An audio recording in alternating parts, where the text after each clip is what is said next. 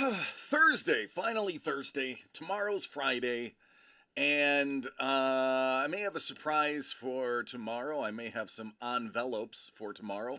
Hello, lady. Thank you, Money Mitch, for the sub. Appreciate you, homie.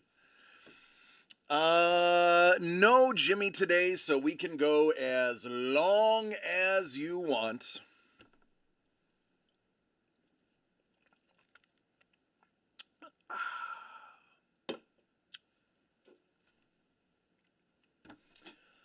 Yesterday, we had tons of blood.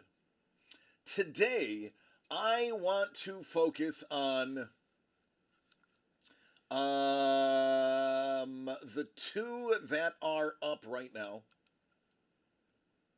One of them being foosball, the other one being the final Father's Day box that we have.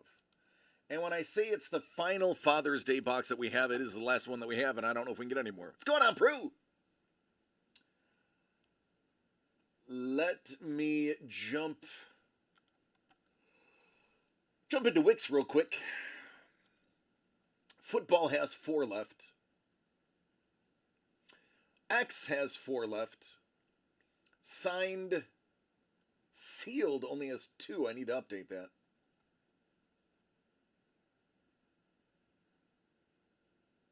All right, good. I did put the Father's Day one up. That is there. Good. So I did what I thought I had to do.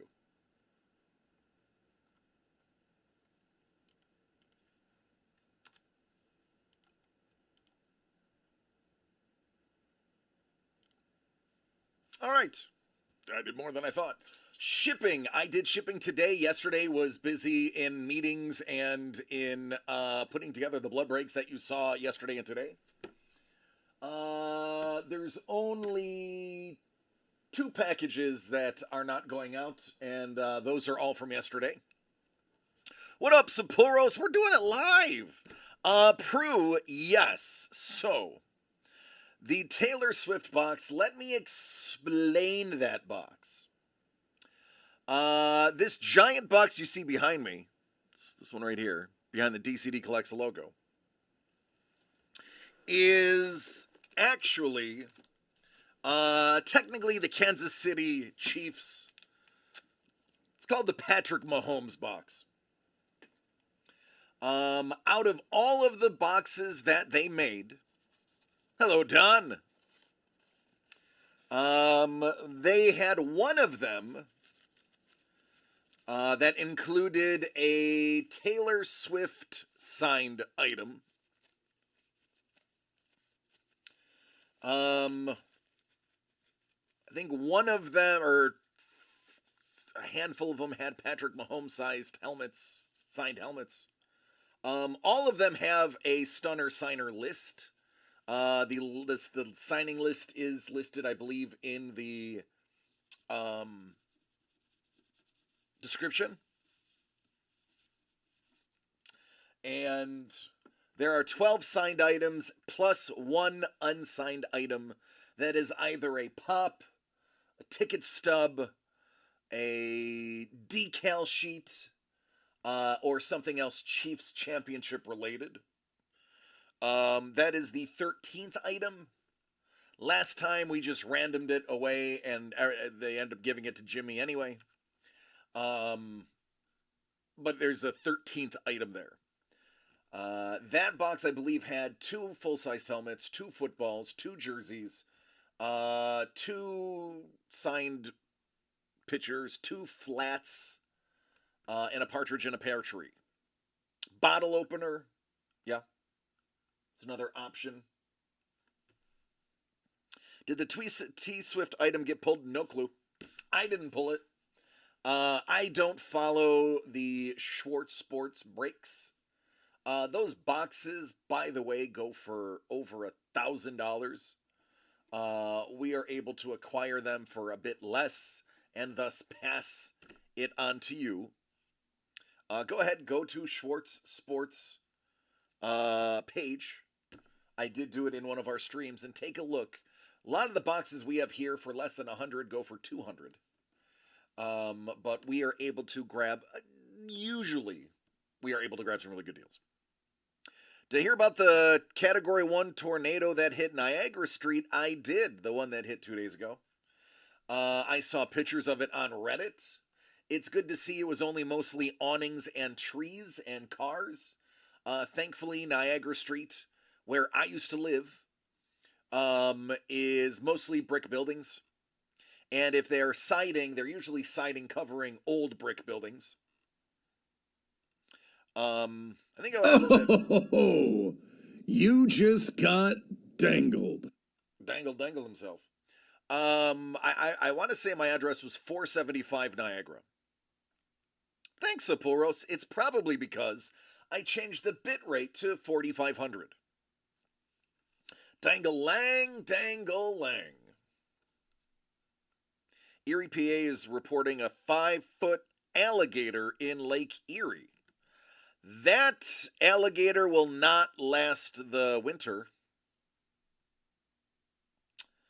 Although alligators have been known to survive freezes in Florida by resting their nose at the surface and allowing the ice to freeze around it.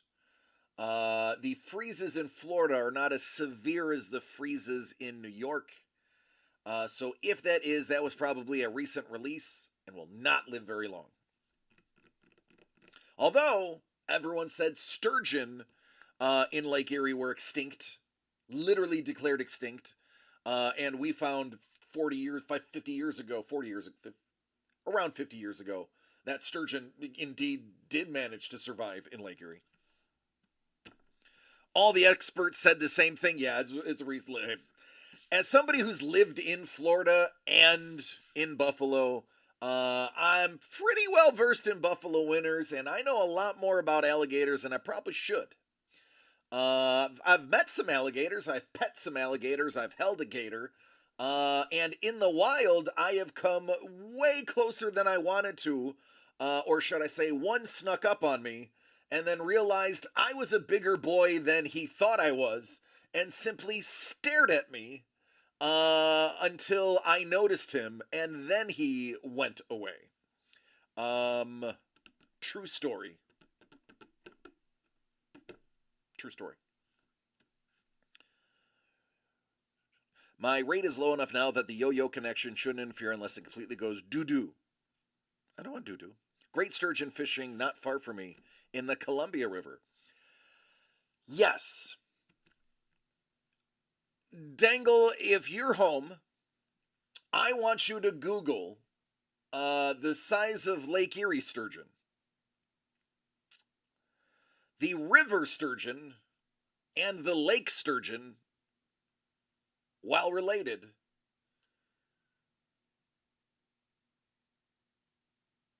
not even remotely close to the same size. When I say a lake sturgeon is about 10 feet long, well, about 8 feet long, they're about 8 feet long, nose to tail. What's up, Kyle? How you doing?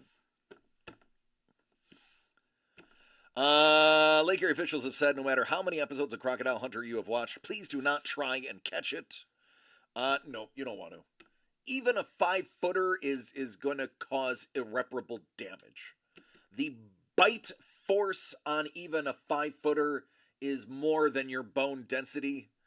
And they're going to keep that limb, especially if they go into the death roll, in which case they're literally going to rip it right off of your body, and you will be staring at a fleshy stub with possible bone sticking out.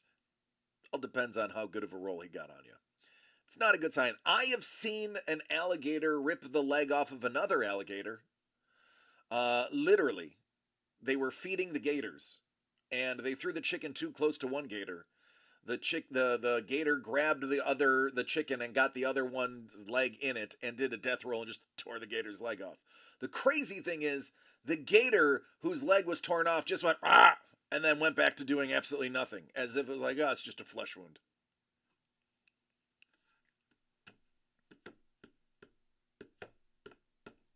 Yeah, Google river sturgeon, Google lake sturgeon. It's hilarious. Scuba! What's up, buddy? All right, let me do this button. This is a blank spreadsheet. It's blank on purpose.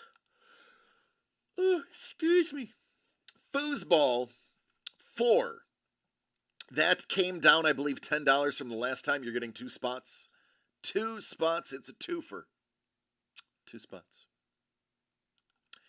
Signed Sealed, which is now reloading, has 2 left. Now that's Scoob 1-1.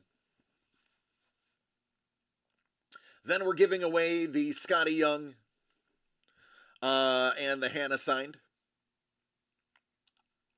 X is now only 5 away, with a bonus giveaway for the last 6, kicked off by Prue. 1 ring. We got lots to go there.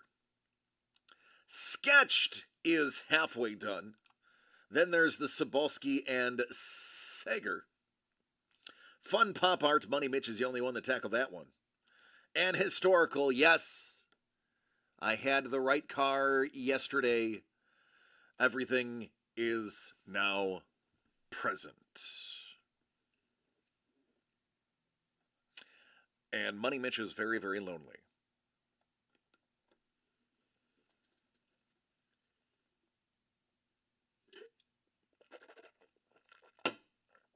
I'm really looking forward to the football twofer. The last football twofer we had was after a really good Sixer mixer. And I went back and watched the video, and still a ton of Hall of Famers in that. It was just overshadowed by the one that happened before it. I have higher hopes that even though there were so many, I think it was like 7 Hall of Famers in the last 12 box, I have a feeling this one is I got a feeling. And the only prescription is more football. I have a feeling, a tingle, if you will, a DC tingle, one that does not need to be checked out by doctors, that this box is going to be a touch nicer than the last one. You can choose to believe me if you want. History has proven I'm not a liar, and I tend to be right most of the time.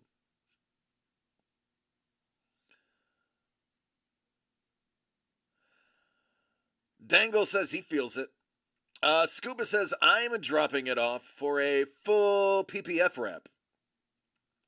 PPF stands for Powerpuff Females, which is what happened to the Powerpuff Girls when they grew up.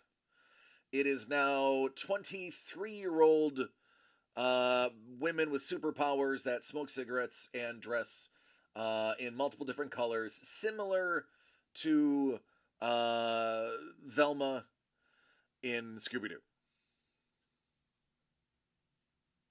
It's the best I can come up with on the fly with PPF. Paint protection film. Not as fun as my idea, but okay.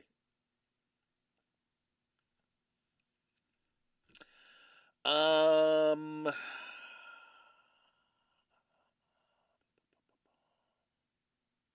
don't even want to know how much it costs. We were going to wrap my car, which is a 4-door sedan. Small one. And they were like, oh, what would you like? I was like, either just like a flat black or a matte black. They're like, cool. $3,000. And I was like, no, I'll let it look like garbage. It's fine.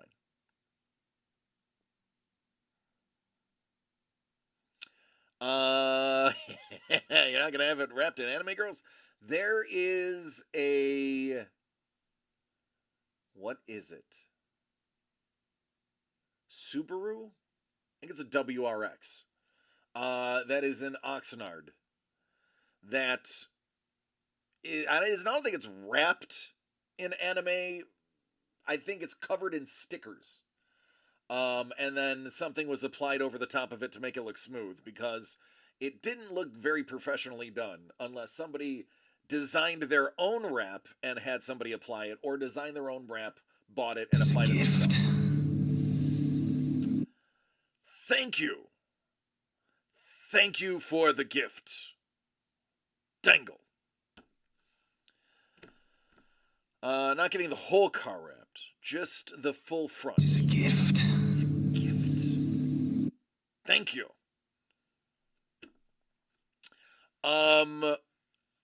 So you're just getting a full frontal wrapping? The headlights will be 80085. It's a good zip code. It was killing me seeing Scoobs on top. Scoobs, you've been knocked down a peg, but don't worry, you are still a silver present. Inside that present, love. Inside the bronze present, a little less love, but love still. The gold one, more of the love. And nothing else. Dude. I'm gonna be honest with you guys. I don't even look at those. I wouldn't know them unless you pointed them out. Competitive nature of the group is fantastic. Wait till you find out that... I have no idea what's going on right now. None. Zero. Wait till you find out that nobody has even cheered this month, so that is wide open. You could cheer one biddy, and it would put you on top. But don't do that. I don't want it.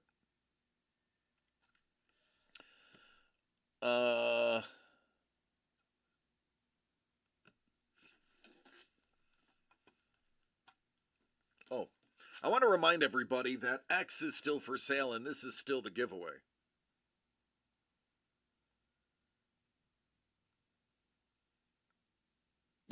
A little bottle of water, a little bottle of water, a little bottle of water. Agua. Agua. I'm gonna need a backup.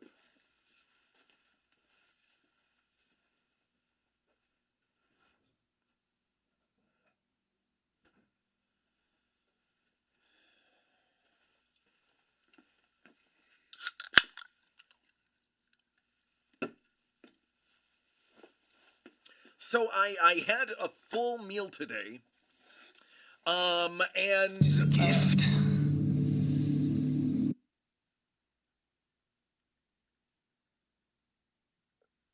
Thank you, Scuba. Appreciate that gift.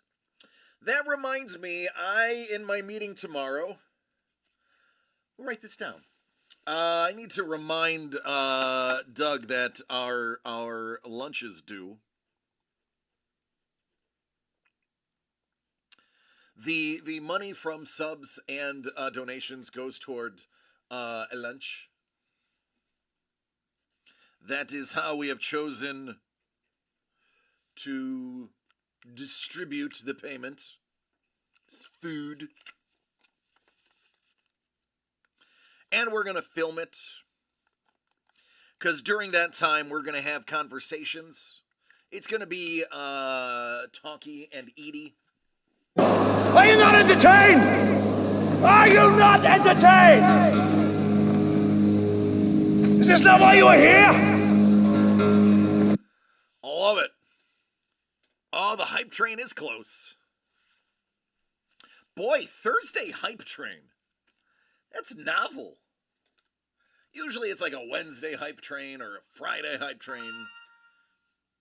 What's this? Oh, we got stuff. Prue says, get me into the last Father's Day. I want to be the first one on the list. Prue, I'm going to do that. I'm going to make you the first person on the list.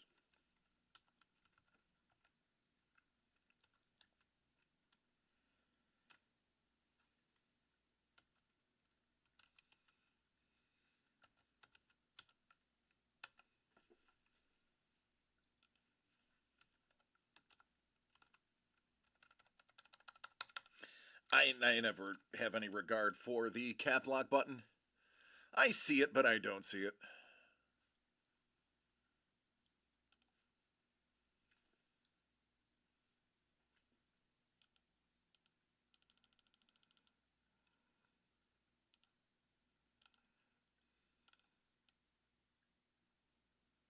Father's Day's 5, right? It is 5.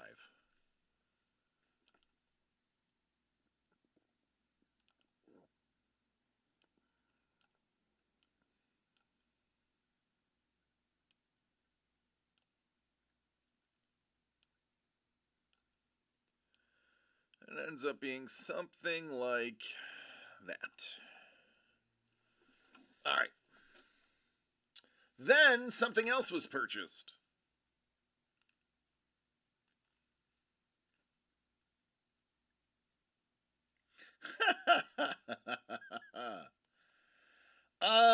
Money Mitch. Money Mitch. Money Mitch Inc.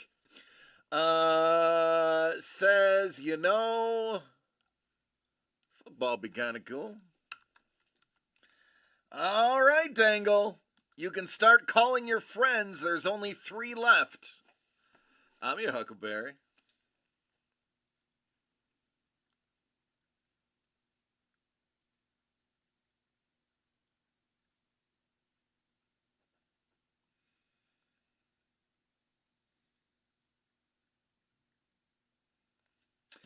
Yeah, last time I believe it was $170.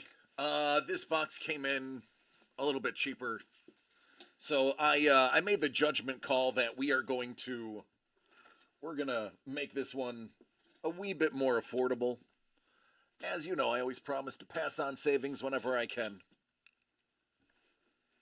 Prue's like, I'm starting to think you like being dangled. Who doesn't like a good little dangle? I'll burn my other There Will Be Blood spot Scoobs owes me, only if Prue promises to steal.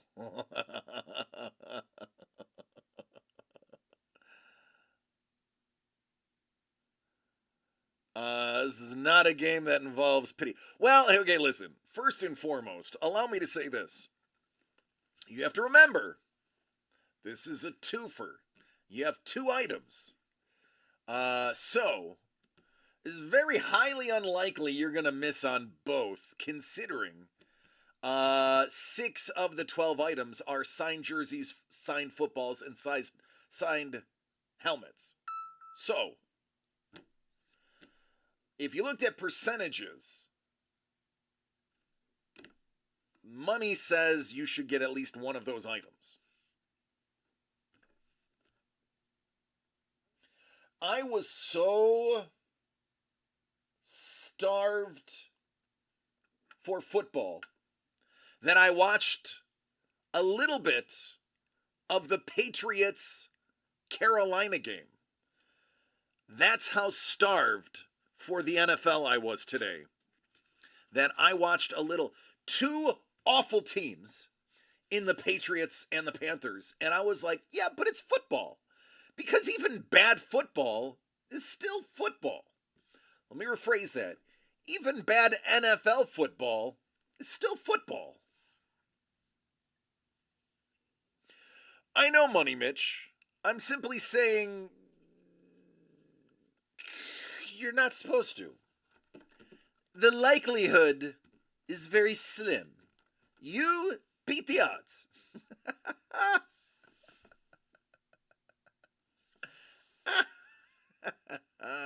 Sorry. Is that the one? Wait, what? Oh, headed to Vegas in the morning to see what they have to offer in their Comic-Con ting and eat some good food. Is that the one that Katie's going to be at? Maybe. Just watching film on The Enemy, huh? Patriots are not our enemy. They're not even a road bump in the Buffalo Bills' conquest for the year.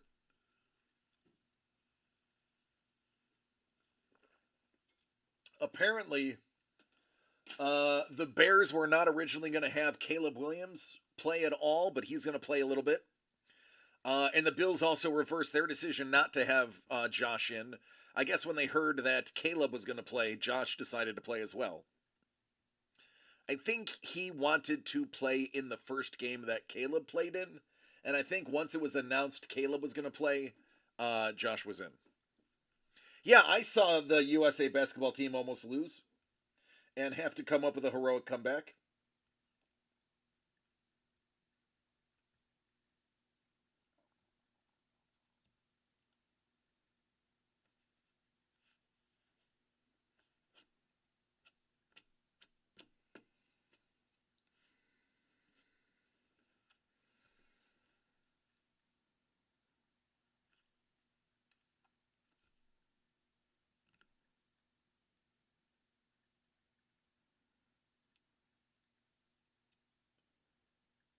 Oh, it was, well,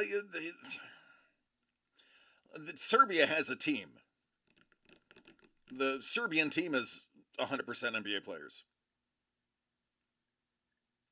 80% NBA players.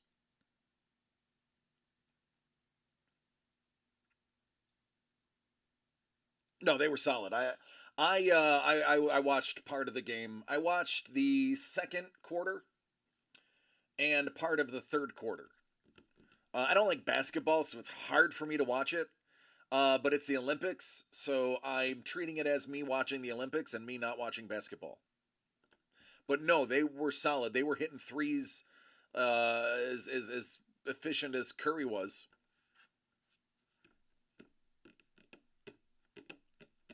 I just don't like basketball. I tried to like basketball. I bought NBA 2K whatever to try to enjoy basketball. I had a hoop growing up and would shoot hoops growing up. I just don't like the sport. I gave it an effort. I was a fairly decent shot. I wasn't great.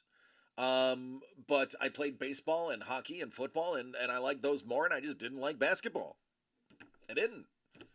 So I gave it, it's not like I'm like, oh, I poo-poo on it for no reason. I tried it. I don't like it. Watching it is not entertaining to me. The game, admittedly, the game has evolved. Earlier, the game was whoever was the tallest wins. And it was just, if you won the genetic lottery and your name wasn't Muggsy, then you were going to be a good basketball player. You had to win the genetic lottery if your name isn't Muggsy, just to play basketball. And that was, I was not a fan of. In basketball, one player can be the entire team.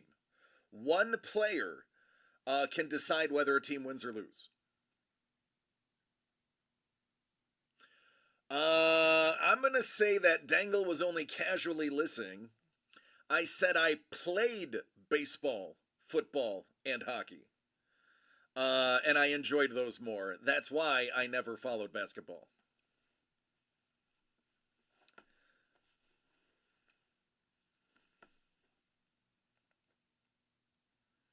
I haven't watched baseball in 3 years.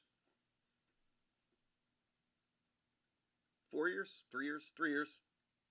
Probably 3 years. Yeah. Don't get me wrong, I would go to a ballpark and I'd watch a game. I'd go to like a crappy team and watch a game because I enjoy going to a ballpark. I enjoy the atmosphere of a baseball diamond. I enjoy having a beer and a hot dog and some nachos. I enjoy being in the park. I won't watch 60% of the game that's in front of me because I'll just be like looking at the crowd and looking at my food, taking pictures to let people know I'm there even though I'm not watching it. I go for the experience of the ballpark. And then occasionally, if I hear a crack of a bat, I'll watch to see where the ball went. Mostly self-preservation, but I'm not going to be actively engaged.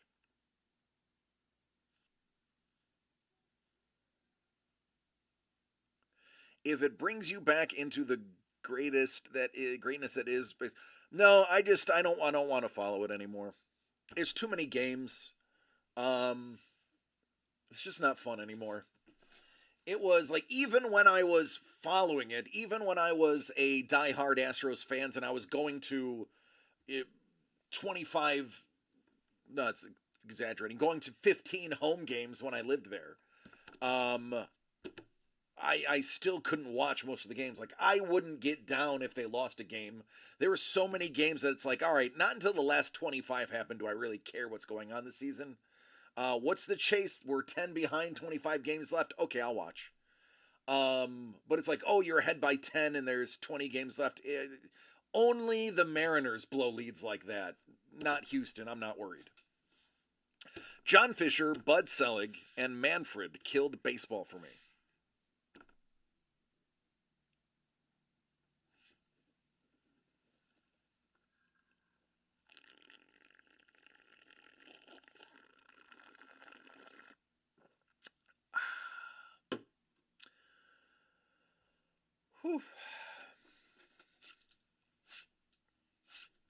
taking a swing at Seattle. I'd ban you if I could.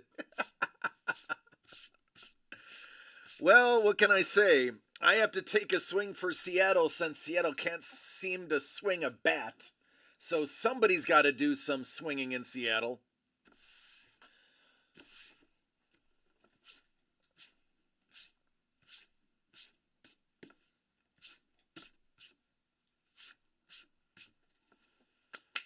I mean, if you're Seattle swinging at him, he has a good chance of. So we're just done with phrasing, right? That's not a thing anymore. That's right, swinging in Seattle. It's the movie that happened 5 years after Sleepless in Seattle.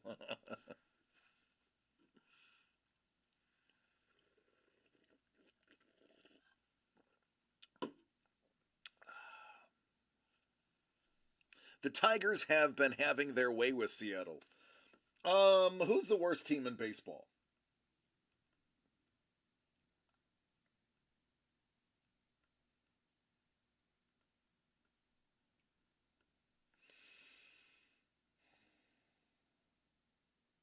White Sox, maybe?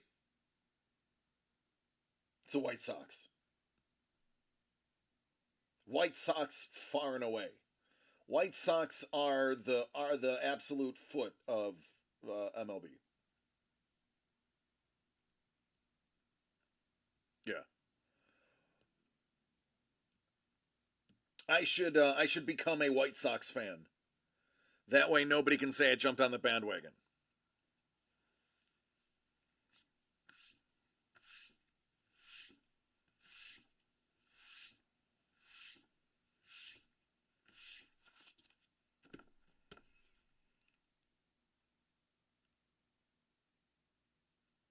Yeah, lost 21 games in a row. Is there anybody special in the upcoming draft?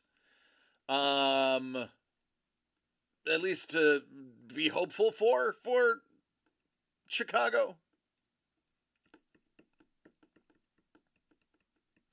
Padres fan, because normally you can leave in the 7th inning and not miss anything.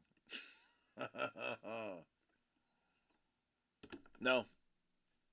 That really sucks for Chicago then. Baseball is I would say baseball is probably of the big four sports, and by big four, baseball, football, hockey, and basketball. I would say baseball is the most difficult in drafting. And let me explain. In hockey, your first round pick still has about a 50-50 chance of being in the minors for a little while before jumping on your team. Usually it's a two-way, it's a two-way contract. And usually they'll spend a month or two in the AHL or OHL, whoever your affiliate is. And then bump up when they've got some game time. Baseball, you're getting drafted at 16. You're going to finish college, and then you're going to go through their AAA and up. Football, if you're drafted in the first round, you're expected to start. Basketball, if you're drafted in the first round, you're expected to start. Baseball seems to be one of the more difficult sports to pick a developmental player and get them onto your team. Now, baseball, officially, after the rule change in basketball a dozen years ago, is the league that drafts the youngest players eligibly. The NFL, you must have 2 years of college and or X amount of experience or whatever. Basketball, you need to be one and done. You can't be out of high school anymore. And hockey, I think, does 17 and older. I think hockey's 17 and older. Now, I know baseball does 16 because somebody I grew up with was drafted by the Orioles when he was in high school in like the 18th round or whatever it is. And he was like, yeah, I'm probably not even going to play in college, so thanks for the thought. I'm going to go be an accountant. Thank you.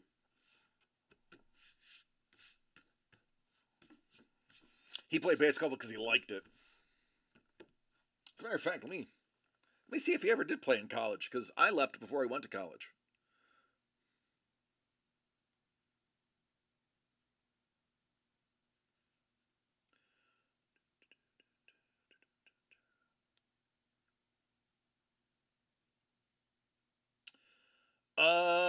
Yeah, he's a mechanical licensing associate now. Yeah. Yeah, he doesn't play baseball anymore.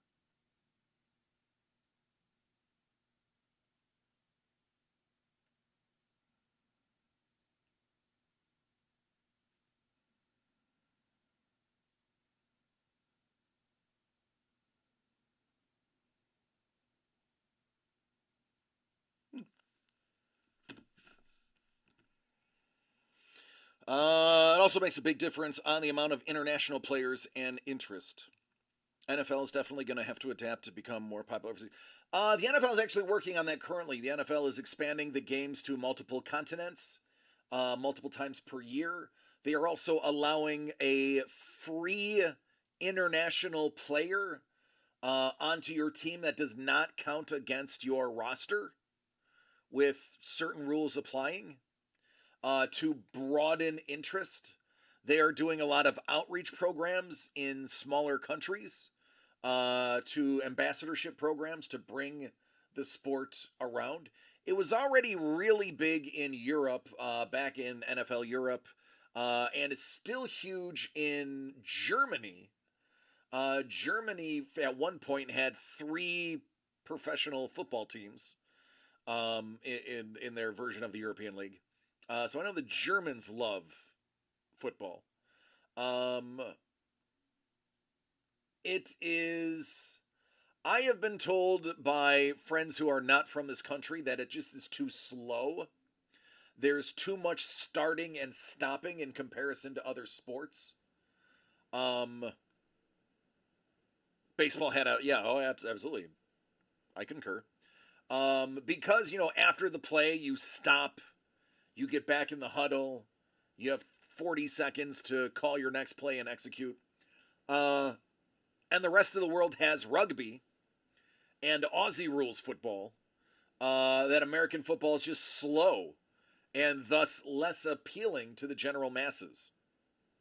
How can any country that loves soccer say that football is slow? Soccer doesn't end even for injuries. They just keep going. It's going to go. Tack on extra time if there's an injury.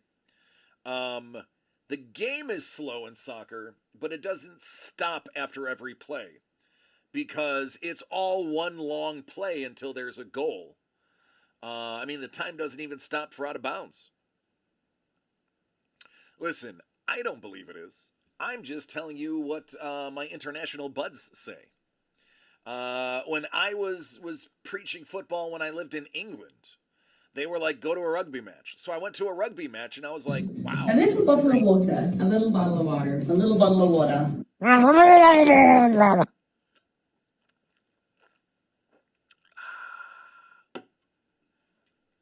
Oh, thank you, Scoops.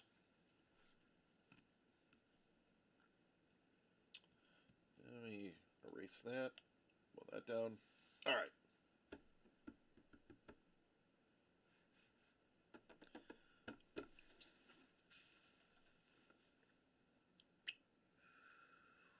I'm feeling froggy. What do I want to do?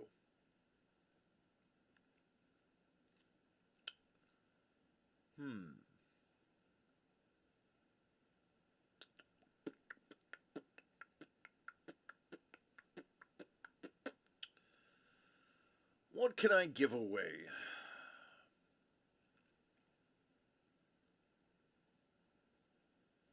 Oh!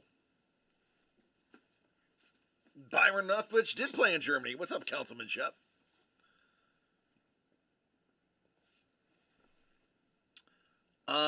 Thanks, Scoops. I like to start and stop. It gives everyone a chance to digest and interpret the info from the last play and adapt accordingly. We're going to see some blood tonight or what? That's a good question.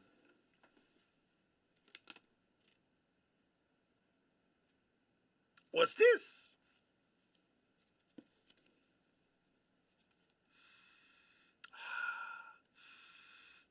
Smells like free.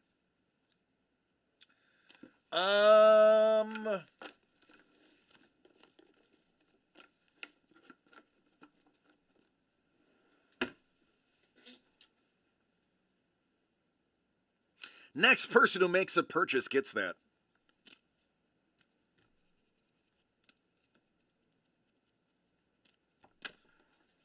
Yeah. Oh, I got to show you something else too.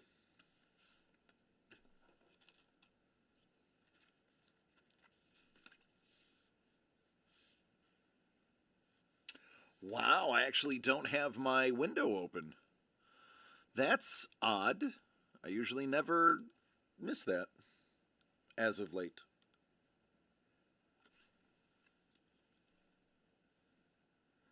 The next person to buy anything gets that pack.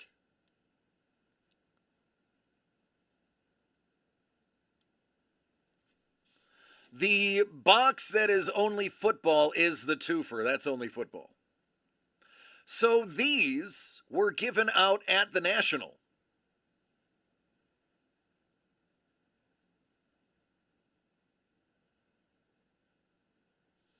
These are extremely limited, 500 each. And yeah, they sell for about $20 a piece.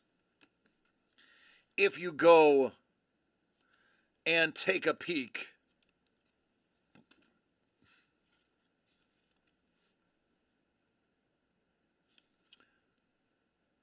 Sets of these go for about $200 because it's very difficult to find a complete set.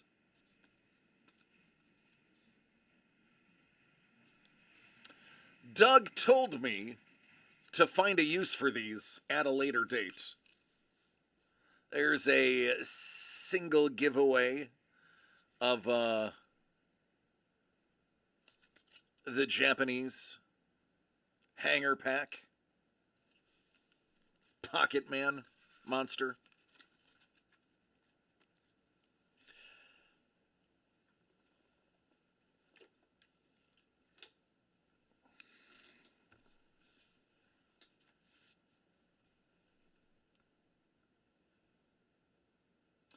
Dangle says, I will take that for a Series 1. Works.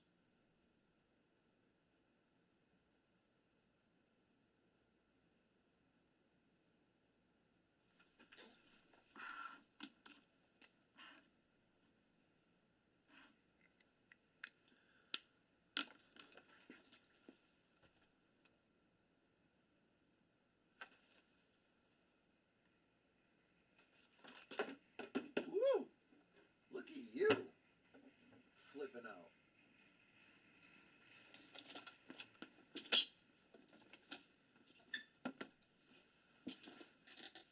He actually has 3 Power Rangers costumes. The real ones are just ones that he walks around in.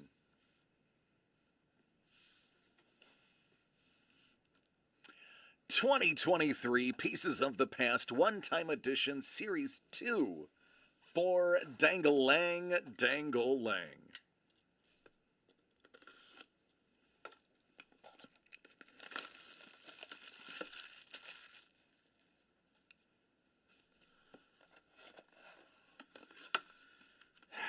What's this?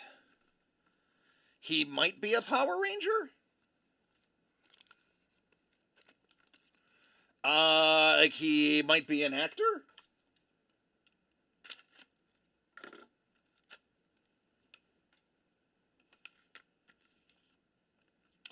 That is Dr. Martin Luther King. Who was the Power Ranger that, like, killed his roommate with a samurai sword?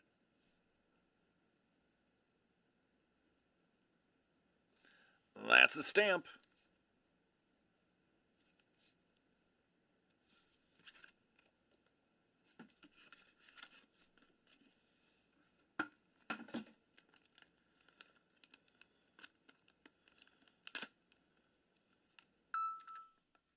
Ooh. It's Albert.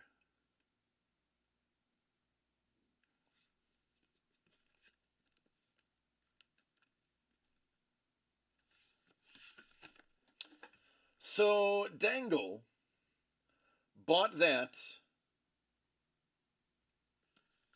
to get this. Ricardo Medina Jr., Scoop says.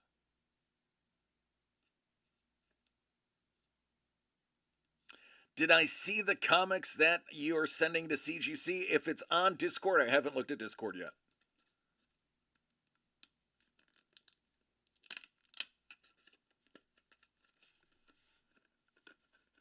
You know, for a minute there, I thought you were typing out Ricardo Montalban. Looks like a signature. Looks like a football player's signature. It looks like Alvin Bethea. Wow. Take a look at that. I wish those were legal these days. Going in there with full anti-canine armor.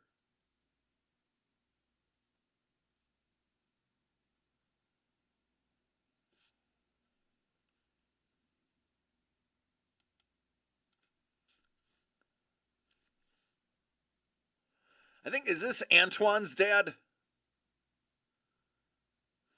I want to say it's Antoine's dad.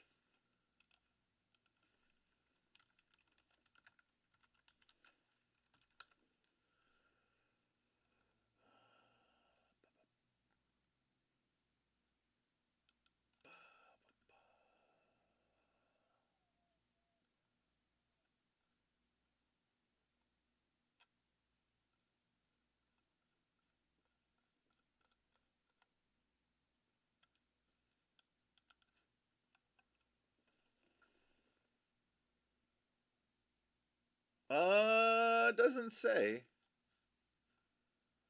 Doesn't say, but I thought he was.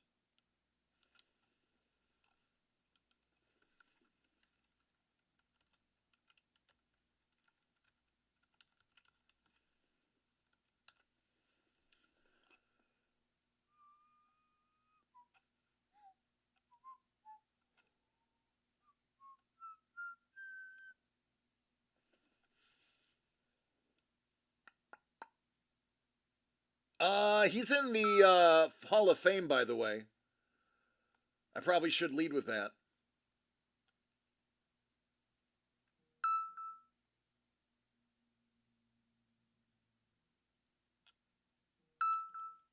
No, I thought that was Antoine's dad. I guess I'm wrong.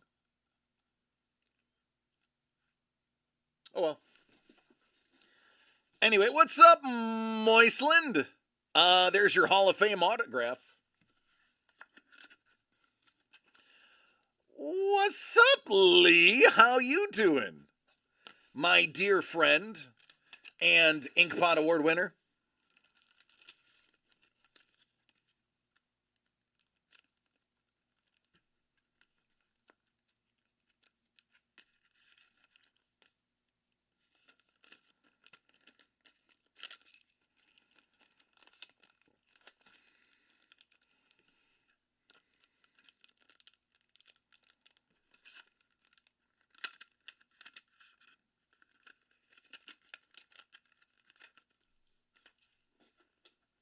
All right, let's see what we got here.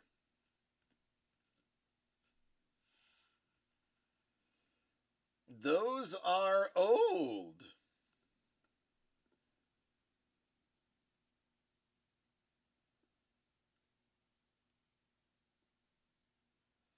I like them, Scoops.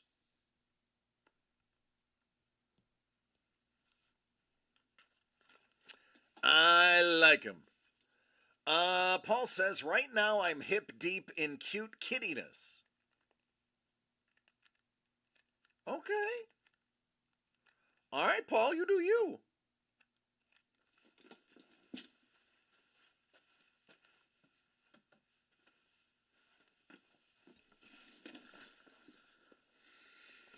So, Lee, I don't know if you know this.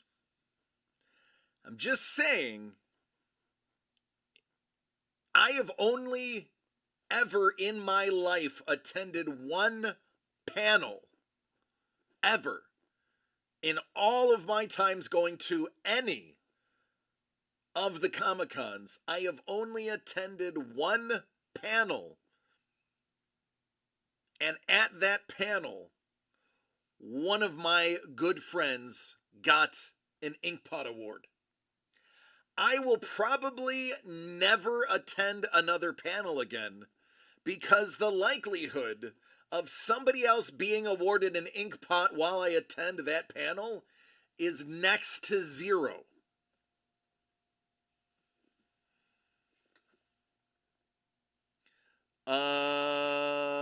DC, you've not looked at the pet section of DCD's Discord? I haven't, no.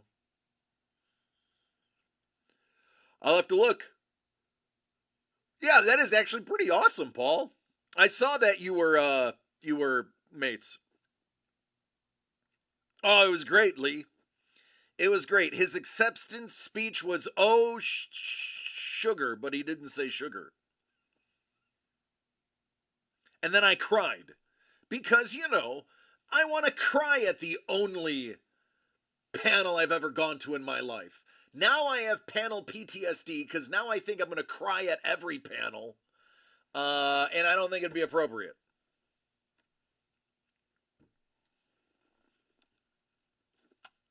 All right, now I got to look at Discord. There's all these people talking about Discord.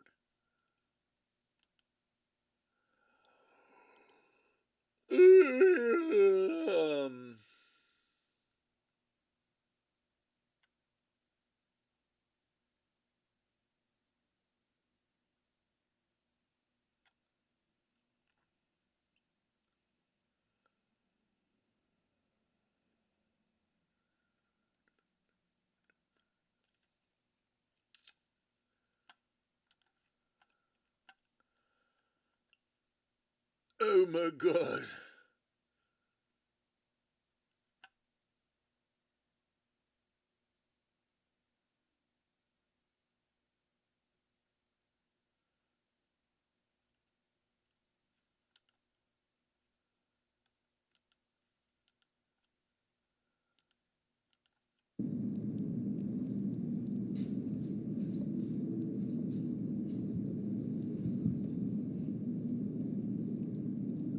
I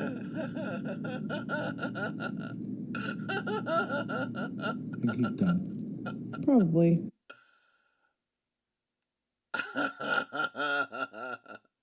I'm gonna watch that video 50 times, just not right now. Sweet goodness.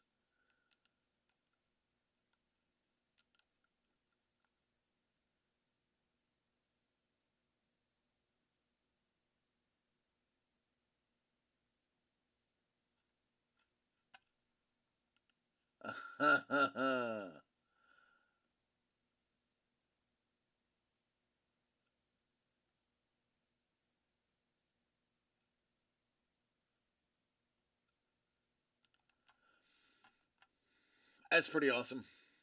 I'm not gonna lie. That's an awesome cat.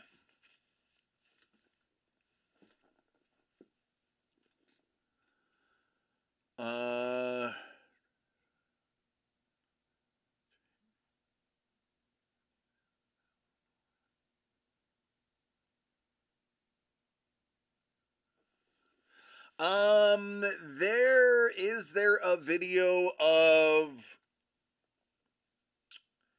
I'm sure Comic-Con records it. I know phones didn't come out until after the award was already like above the table. It was a surprise award. He was ambushed. Lee Cozy was ambushed with an Inkpot Award at this year's Comic-Con. And he was not expecting it. And nobody was expecting it. So no one was really, we didn't have our cameras out. We were all just listening to them sing the praises of Lee. And then when they came out, all of us were like, what? Like, I knew what it was. A lot of people knew. Some of the people in the audience didn't understand the gravitas of the moment. And then it wasn't until like really, it was really in his hands that phones finally managed to get open and camera and on and oh, damn it, we missed the handoff.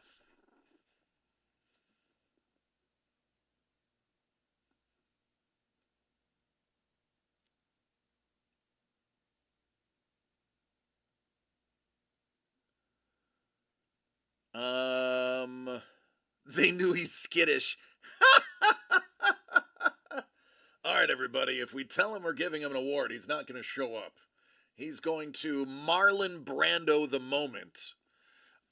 So let's surprise him so he stays. He's the Marlon Brando of artists. That's why they had to ambush him. That's right. Yeah, for those who don't know the Inkpot, it's a gorgeous award. It's just a really well-designed, good-looking award. It's pretty awesome. Pretty awesome moment.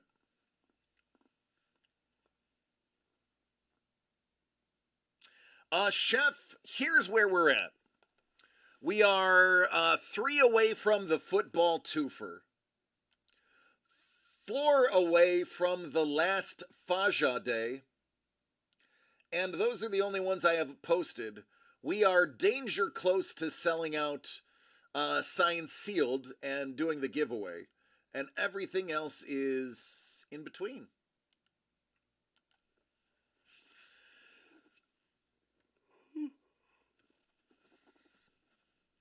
Dude got an Inkpot the same year as Keanu Reeves. Yeah.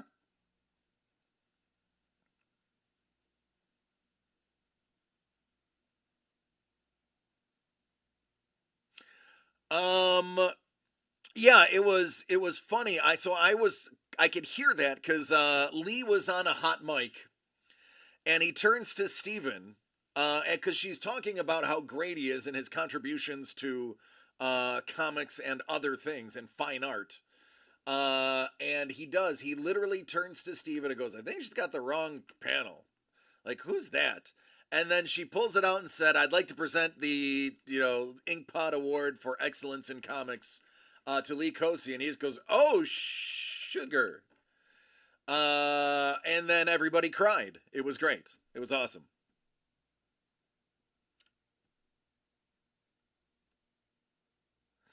Dangle's like, found out they just don't give them out willy-nilly. No, it's literally their most prestigious award for Comic-Con International. It is, you have done something to somebody repeatedly in order to get that award. Except he didn't yell sugar. It rhymed with culprit.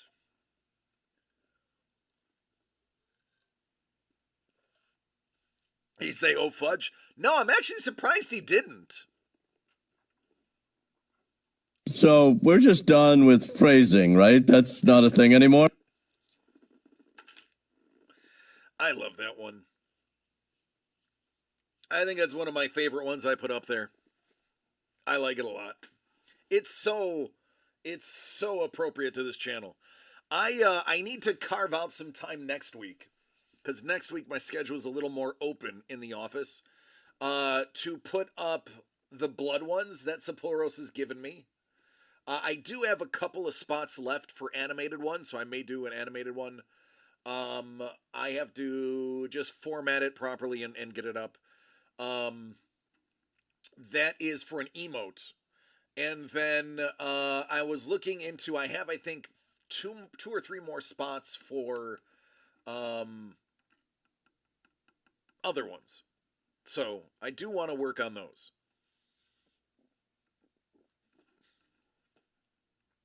Are we going to use the secret they drew First Blood one or the actual one? I don't know yet.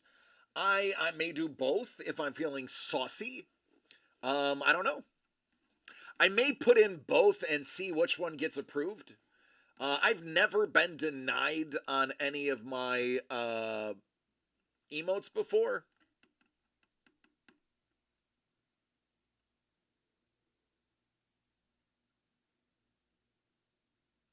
Ideally, they came in yesterday finally, as I didn't have them last week.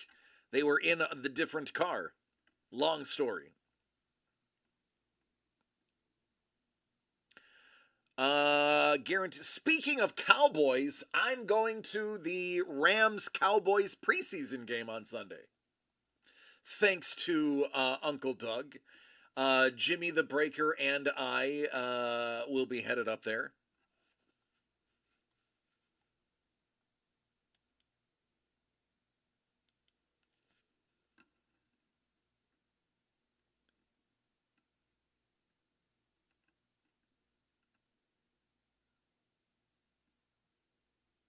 Yeah, there you go, Chef.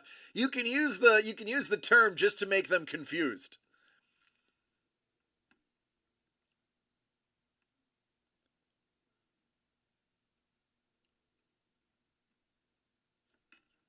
Yeah, you do, Lee. Yeah, you have an equivalent of an Oscar or a Grammy of Comic-Cons. There isn't, to my knowledge, a better award given by Comic-Con International. Seahawks versus Dolphins in 6 weeks. Yeah, let me ask you this. Is DK Metcalf going to play, or is he going to be suspended for tearing off a player's helmet and beating another player with it?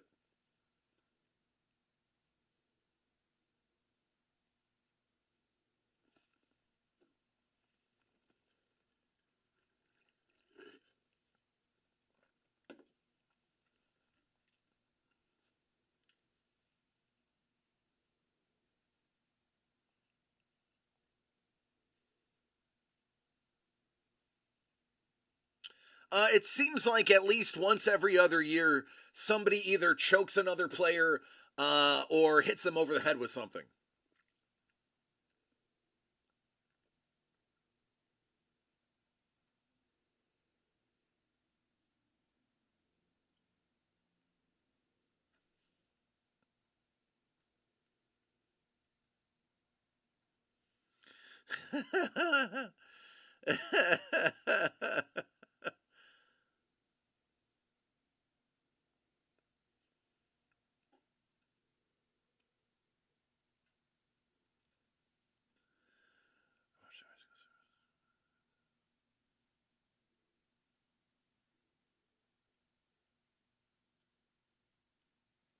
Okay.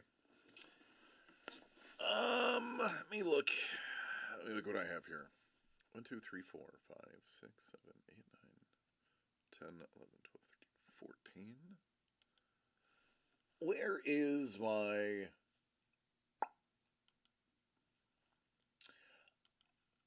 Where is my tube? What is the tube?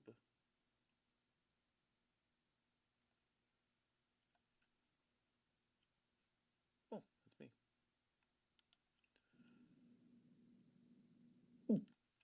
There we go.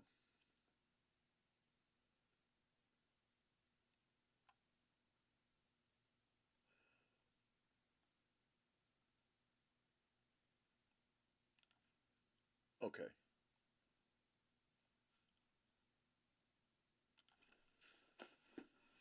All right, so I have a monitor on the screen, on my other screen, that allows me to dangle three.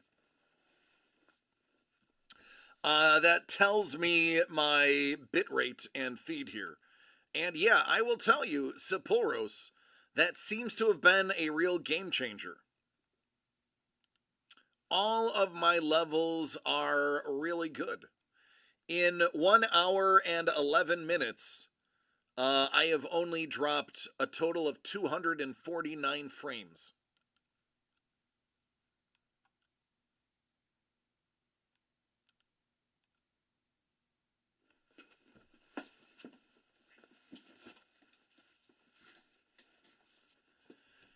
That was a monumental difference.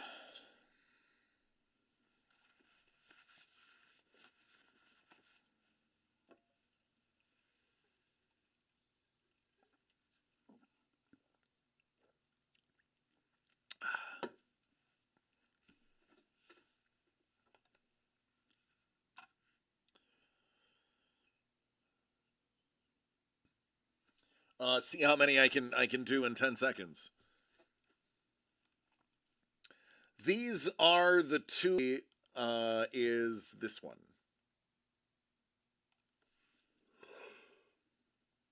Oy vey.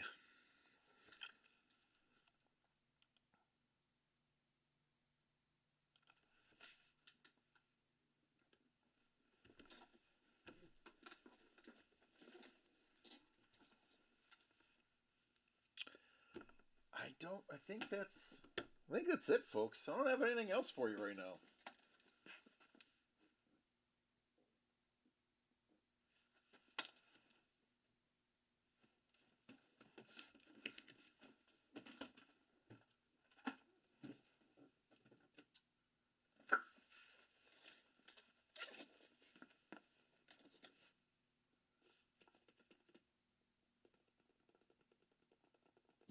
A little bottle of water, a little bottle of water, a little bottle of water.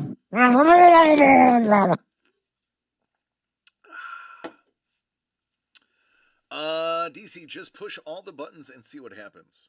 I can't do foosball. No idea who any of these people are when you open these boxes. I don't know, maybe 2 or 3 of the 12 typically.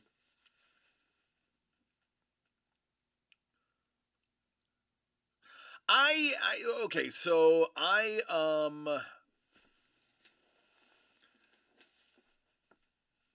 have been a football fan since about 1986-ish. That I have actively followed football. I almost, and I say this as the father of somebody with autism, I have almost an autistic recollection of football. To where if I hear a name, if I have heard it before, I'm typically like, oh, yeah, that is wide receiver, Dolphins, Hall of Fame.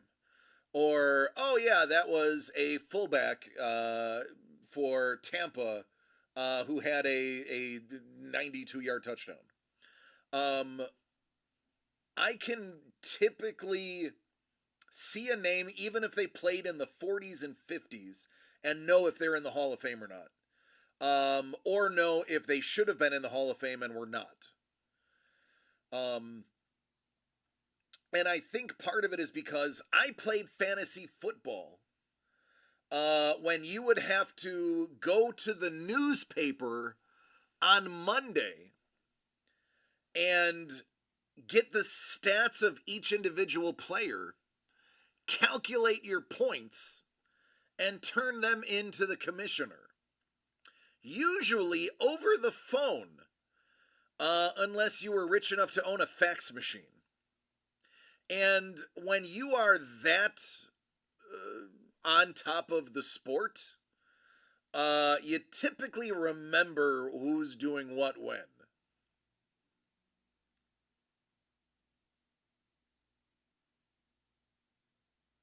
Wayne Krebet, great football player, was not a fan of using gloves, just finger tape. See, it's stuff like that that nobody should know that I just happen to know. Got a message this morning that 2 of my cards sold in a private exchange for $1,000 each. One was a 2024 museum, and one was an older Star Wars AP. Need more Merlin Hanks. Oh, Merton Hanks. There was somebody recently that panned gloves.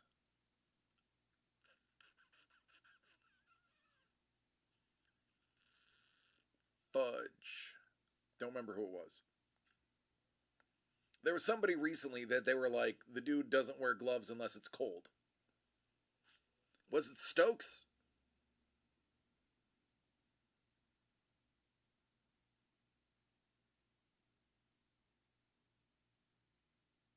Stokes was in the last 20 years.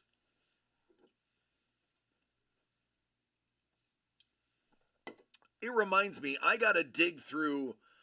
So about every 5 years, I go into my old football collection. So from about 2005 onward, I would buy multiple boxes and keep rookie cards, regardless of who they were.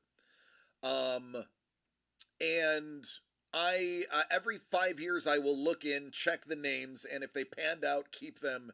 If they didn't, dump them. That is actually this is fun. I gotta show you this.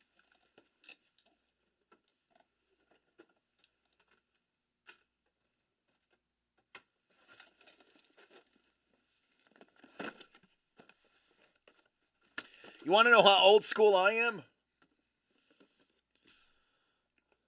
This is how old school I am. Yep. That's how, like, these random rookie cards, although everybody knew he was going to be good, just pop in here. You know, guys that you don't know if they're going to be good or not.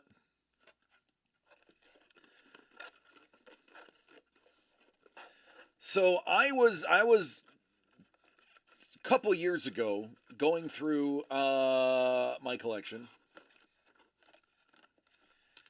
and was finding crazy gems.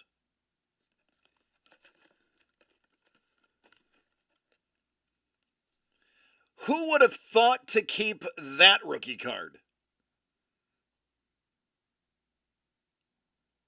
The man's 95 years old.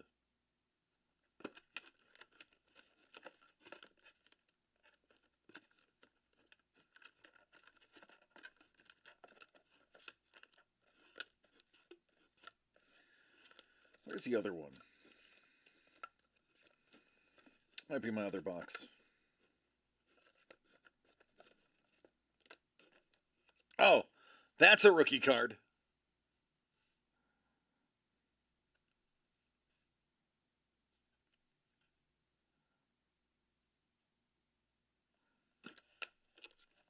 Yeah, it looks like it's in my other box. I came across a King Henry rookie card.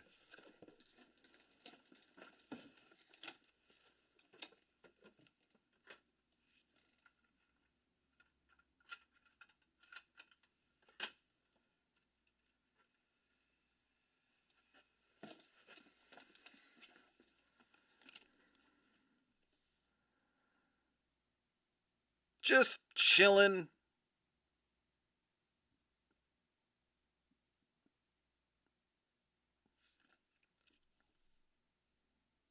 Just, you know, old school Topps Chrome rookies. I'm due to go through, I don't think I've checked since 2014. And I bought a case of 2014 Bowman Chrome.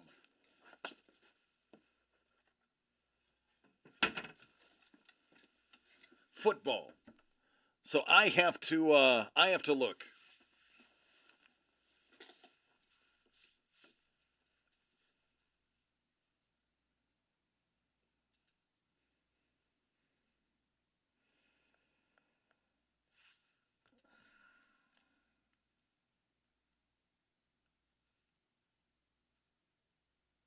Let me send a text message out.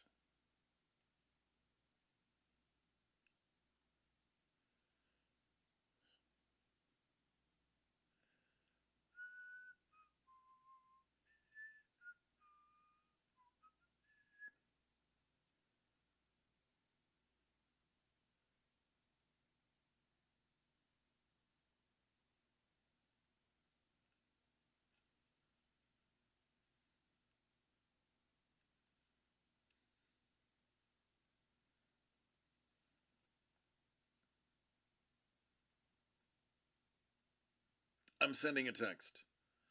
Where's Bourbon? I chatted with Bourbon yesterday? Via text yesterday.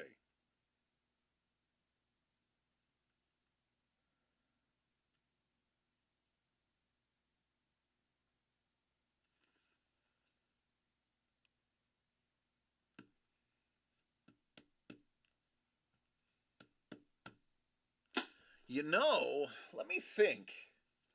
Let me think here. Hold on.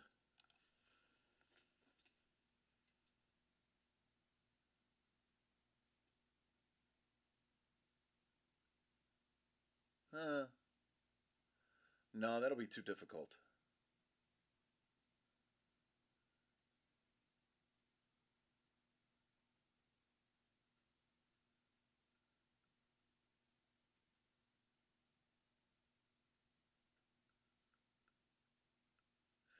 If we had people on the fence, what I could do is I could split spots. We could double up whoever bought in already, their individual spots, and I could sell single spots for 80. Then but that would make it more affordable.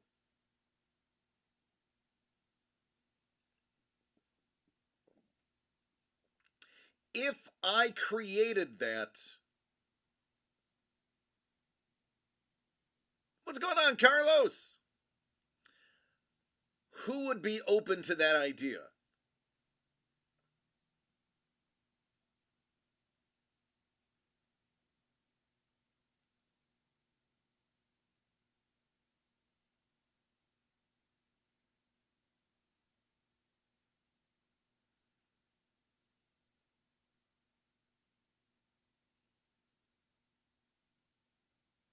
Otherwise, we can just keep it as is.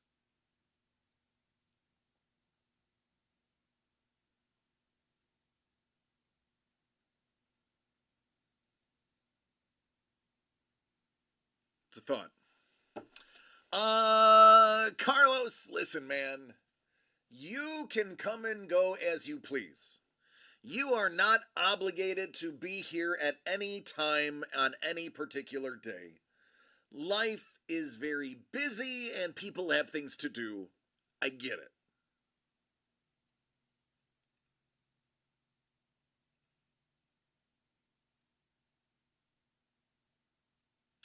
It's all good, Dangle. It actually wouldn't require it being tied to an additional spot, because I would simply write the initial and the number of spot that the originally thing came from.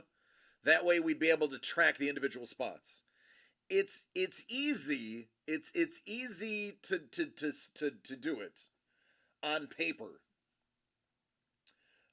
It's just a matter of somebody wanting me to do it, because then I'd have to actually create a real quick Wix page, which would take me about 2 minutes. Now again, it's probably not going to make it sell out, but it'll at least pad the numbers.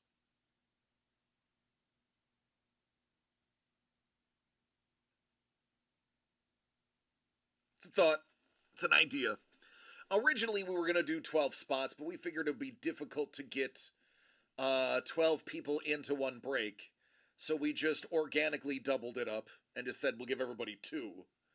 But if I was to split them into individual spots and you can just buy as many as you want, I guess it wouldn't matter. You just can't steal from yourself. And no take-backsies would only apply to the item, not the person.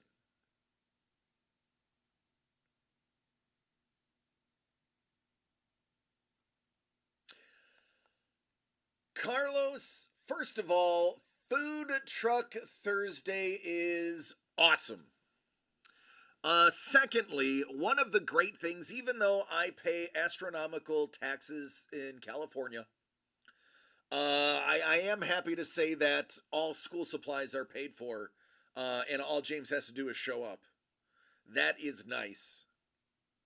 Lockport school system was similar. Lockport, you only had to bring a couple of items for the elementary schools. At least Roy B. Kelly only required a couple of things. And Platter's Ice Cream, I don't think I know Platter's Ice Cream.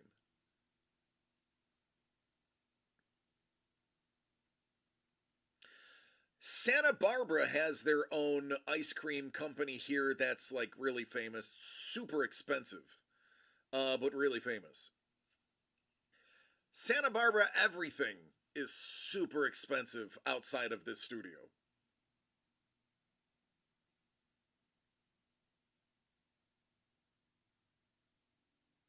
Known for their chocolate.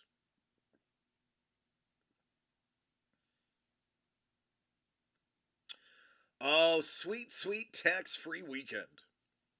That's what I miss about Florida and Texas is no state taxes.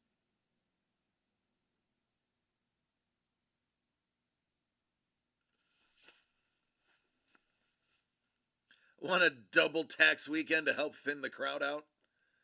You want the Canadian taxes for a weekend. You want GST and PST. For those who don't know, in Canada, there are two taxes that are paid, the government standard tax and the provincial standard tax. With the GSP or GST and the PST, and it gives you free education and free healthcare. The GST is standard across all of Canada. The PST varies by province. So if you're in Quebec,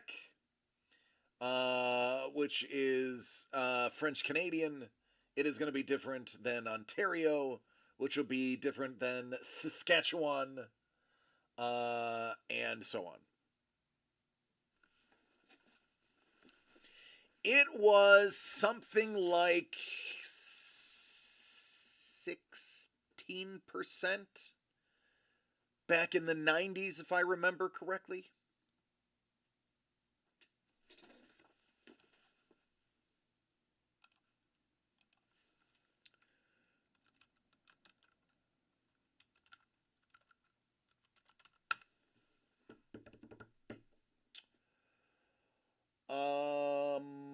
Yes, the GST in 1997 was 7%.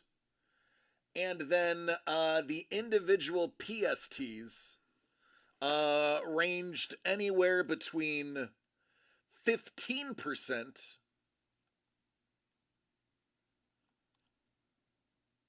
and 5%. So it was anywhere between like 13 and 25% tax on everything you bought. But you got free healthcare in college.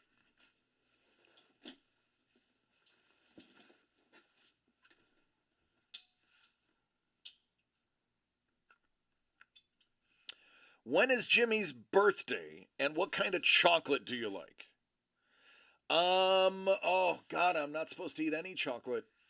I said that after eating a handful of M&Ms today. Jimmy's birthday is November 18th. And Jimmy likes everything but dark. I like dark chocolate because I dip it in peanut butter.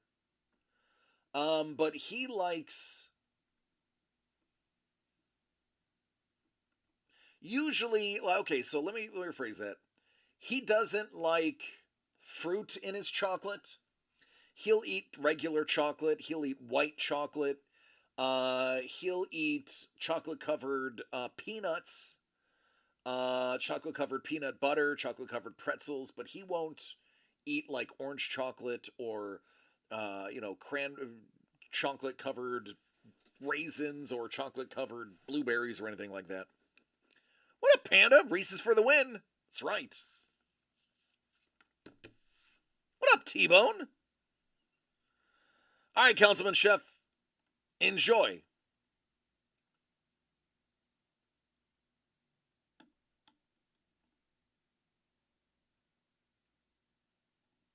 Yeah. I will tell you.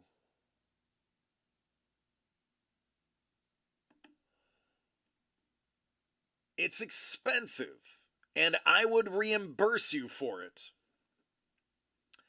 But if you could find some sponge candy, because I know it comes out typically around October, the Breaker family misses sponge candy. Chocolate covered cherries are disgusting, Dangle says. Occasionally, it depends if you're talking about cordials or Queen Anne's, I think they're called.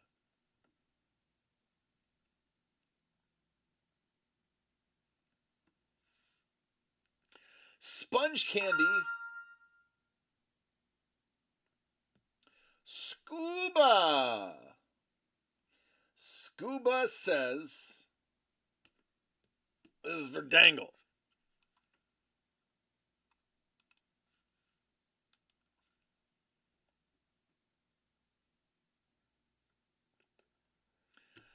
Twin Bing bars are awesome. Aha, I have to look that up now. Twin Bing bars? I'm in.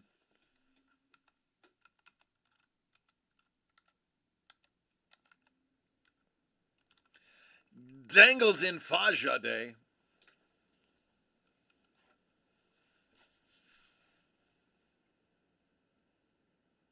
Oh, now it's all year long? All right, so sponge candy. Let me explain sponge candy to you because it's very difficult to explain. Sponge candy is basically, it's like caramelized sugar that is aerated and then freeze-dried. It's like freeze-dried, aerated, caramelized sugar. It's extremely difficult to describe.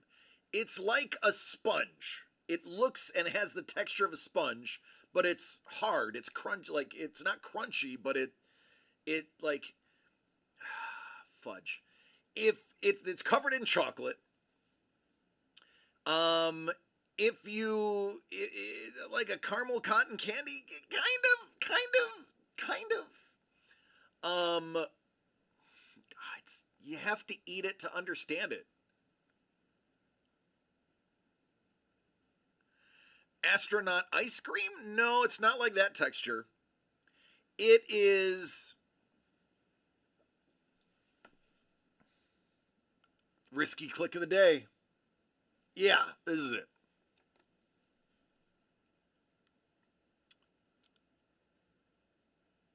That is, oh goodness.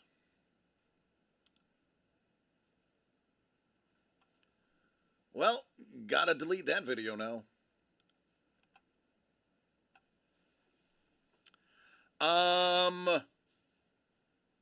It's not like Butterfinger. It's literally like an aerated sponge. Like sugar styrofoam.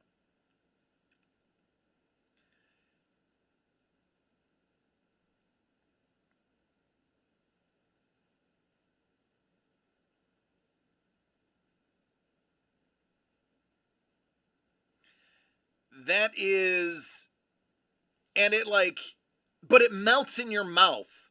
Once you bite into it and your saliva hits that sponge, it literally like breaks down and melts in your mouth.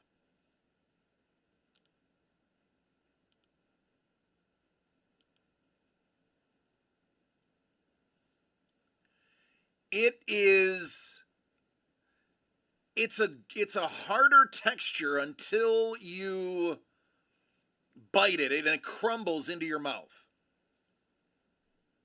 Kind of like it's not far away from a Whopper, Dangle, but it's softer than a Whopper. Whoppers are definitely harder than sponge candy. No, I know what you're saying, like the malted milk balls.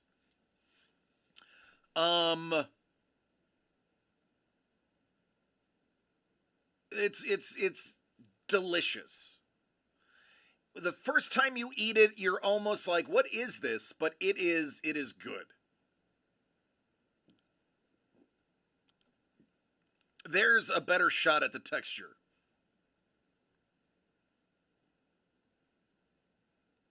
Well, I mean, they are expensive. It's not an easy item to produce because it has to be done under very certain conditions. This actually cannot be made everywhere. I don't believe it can be made at high altitudes. Because it's difficult to explain. It has to be the right altitude of it has to be closer to sea level. It's like a flan where if it's not done right, it's destroyed. If you don't make it right, it'll actually like melt inside of itself and just be like a nasty goo. And occasionally one or two of those will filter through the process. But it's not easy to make. It's very difficult to make. 32 is a lot. How many pounds is that, though? Is that a pound? What's the total?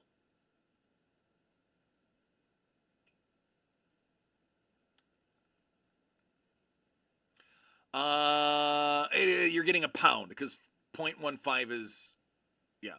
A pound is a lot because it's light. It's not heavy.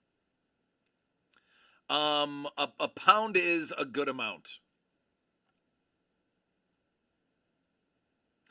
And honestly, if you're in Buffalo, a pound is like, I could be wrong. Carlos, let me know. But a pound is typically like $15.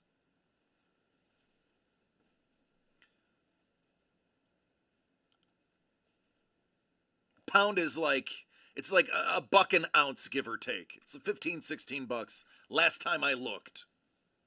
It was, yeah, it is. Yeah, it's about $15-16. This is double what you would pay in Buffalo. But yeah, light, airy texture.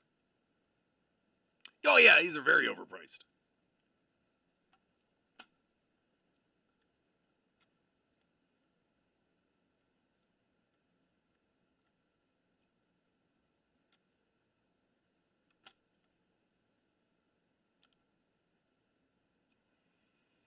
Yeah, so like 1, 2, 3, 4, 5, 6, 7, 8, 9, 10, 11, 12, 13, 14, 15, 16, 17, 18, 19, 20, 21, about 22 pieces. About 22 pieces in a pound.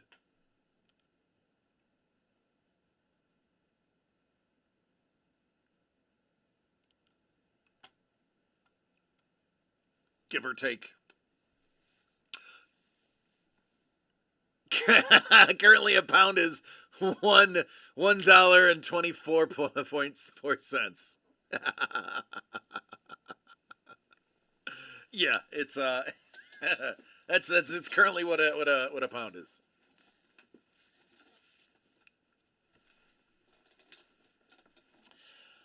All right, folks, last call on the evening. Last call. Sponge candy breaks coming, yeah. And the thing is, it melts really easy. It does not. If you ship it, you usually have to ship it in with it's. You don't ship it in the summer. Let me just put it that way.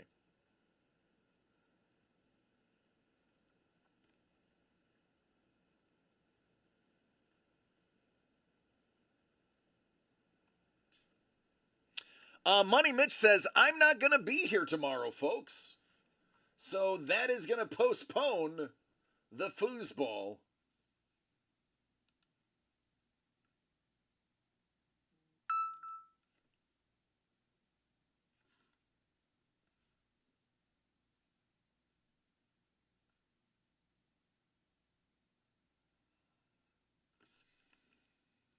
Oh, yeah.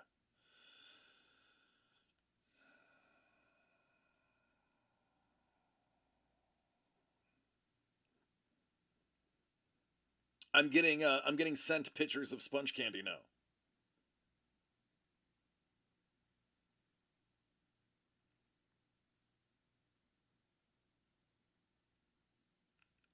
Yep. It's porn. It's food porn. It is far and away food porn. 3 spots are left.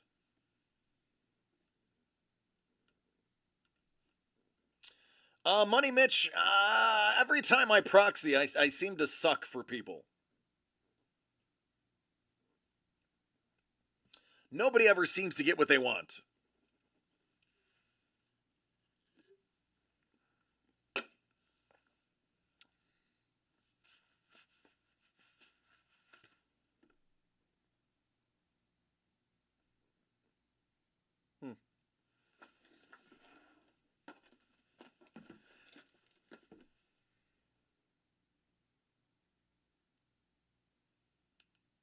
I realized I cut 9 of my 10 fingernails.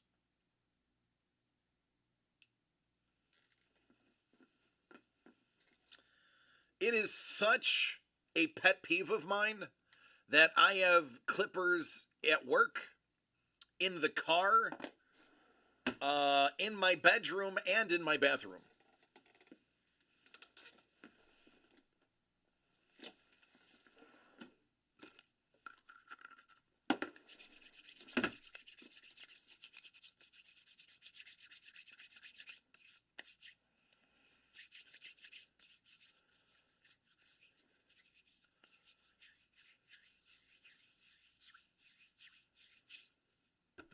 Three spots in. Let me see how many are left on the website. Should say 3 left on us.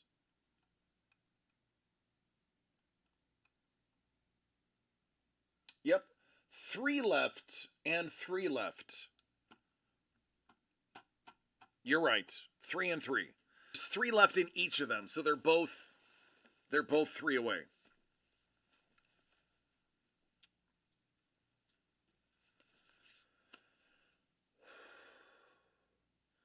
I ate 3 hours ago and I'm still full.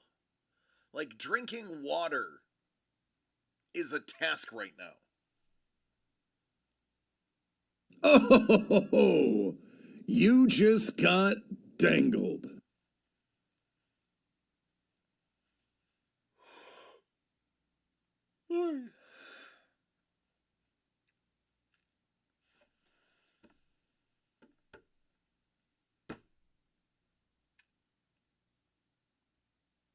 Oh, tomorrow.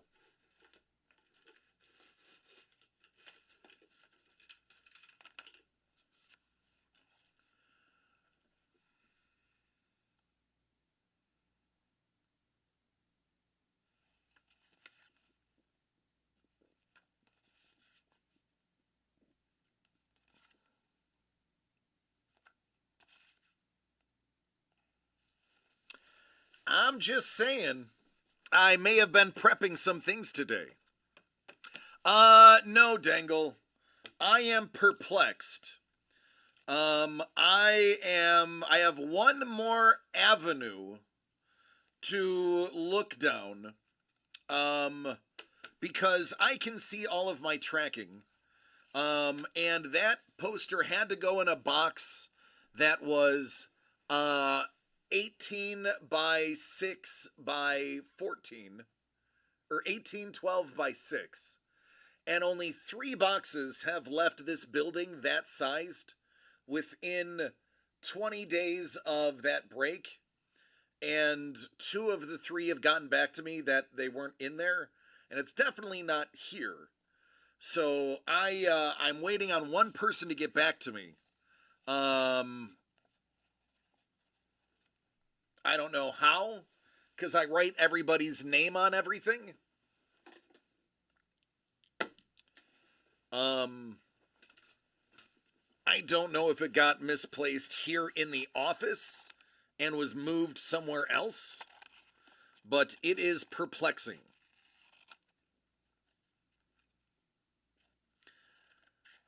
Exactly.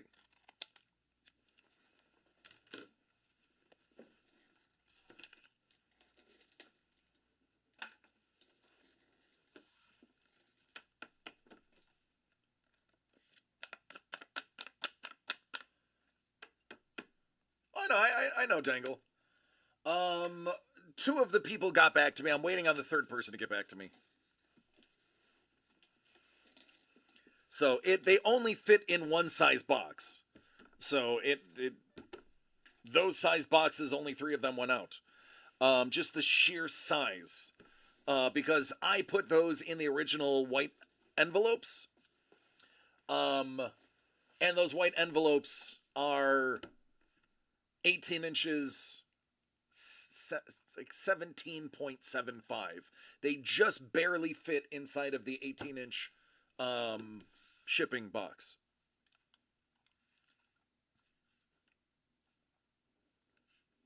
So I know it's not 80% of the orders that have gone out.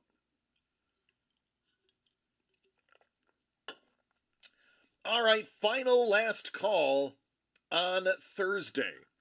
Final last call.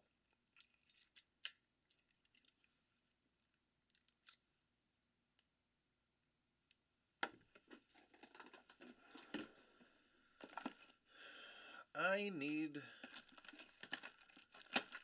a new razor.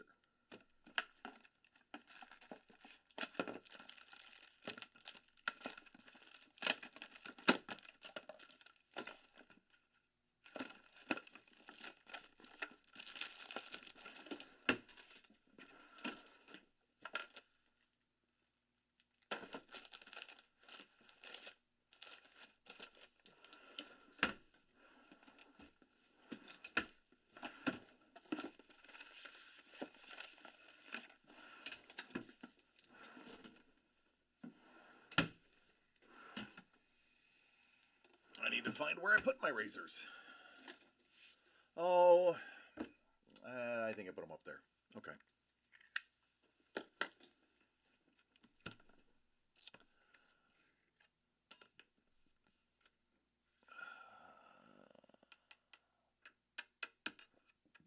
Excuse me. Since you're not here tomorrow, can you push the buy to a different... Yeah, if you want to switch out, we can do that.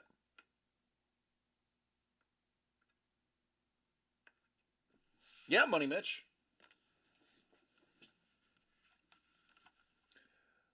Give me a moment to load up Wix. Actually, that'll be easier achieved on my phone. It's actually faster to amend orders on my phone than it is on the actual website, which is bonkers.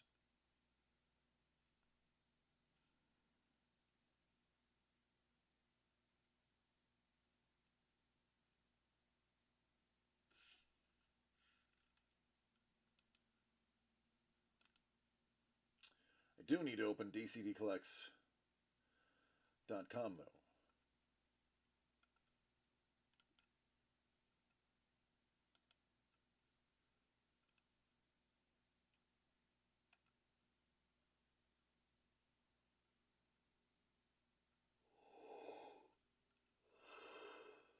Excuse me.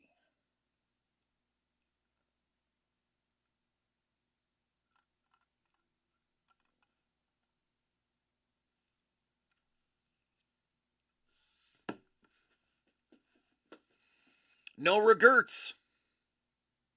The One Wing product is really good. And again, almost all of the remaining boxes have at least 2 pieces of art in them. And there's one box that has 1 piece of art that actually is going to be getting the last one of these, but it didn't fit inside the box.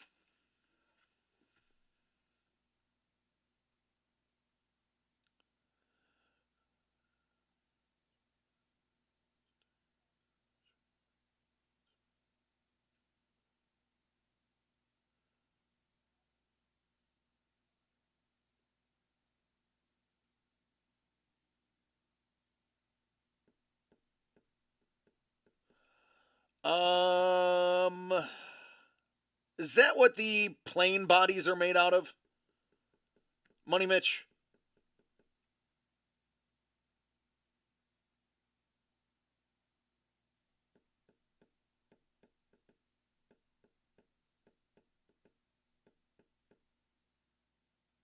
You can pick something else and I'll refund the difference unless you want me to just straight up refund. Either way, it's just as easy. Oh, Boron is a town. The bodies of the airplanes, at least I know the Tomcats, were made of some material that was highly toxic to humans. And if you ever noticed a damaged plane, you had to report it immediately, and then they would speed tape it so that it didn't get into the air.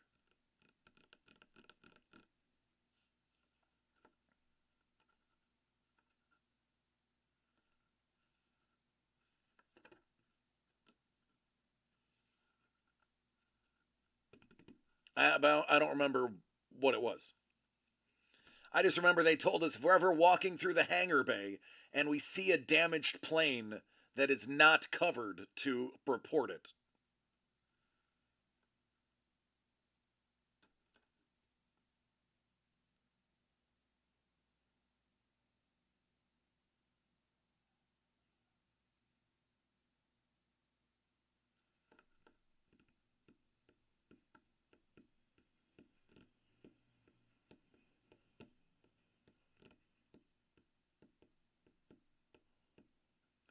How far are you from a ring or pop?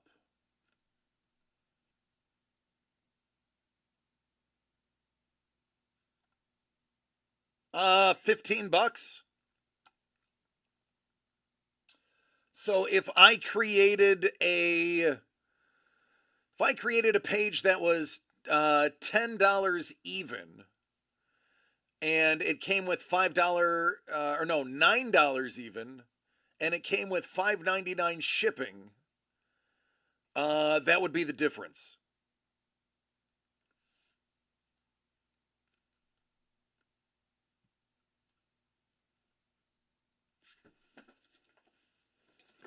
I would make a $9 spot with this typical $5.99 tax. Okay, give me a second.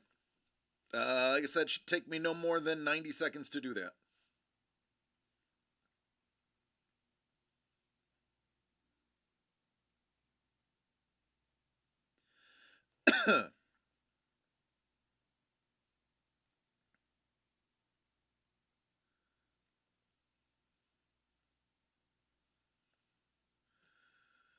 All right, Mitch, done.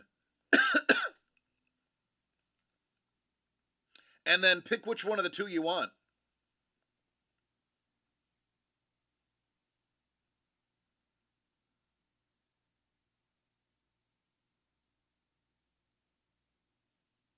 Sapuros is in the Las Vegas area, so he's not far from you. A few hours. Hey, thanks, Scoobs.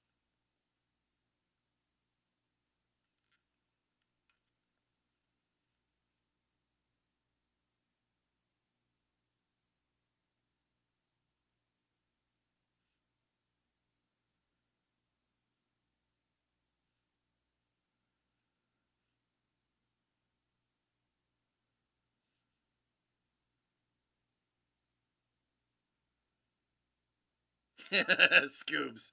Yeah. Maybe a, what's it called? The ones that they retired. Concorde.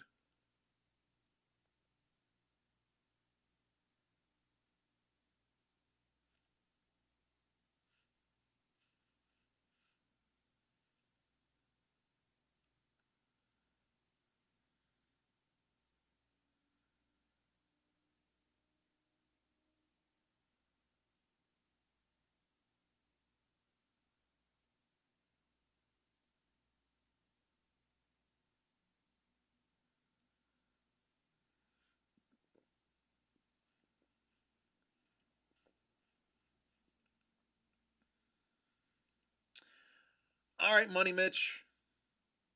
Ring or pop?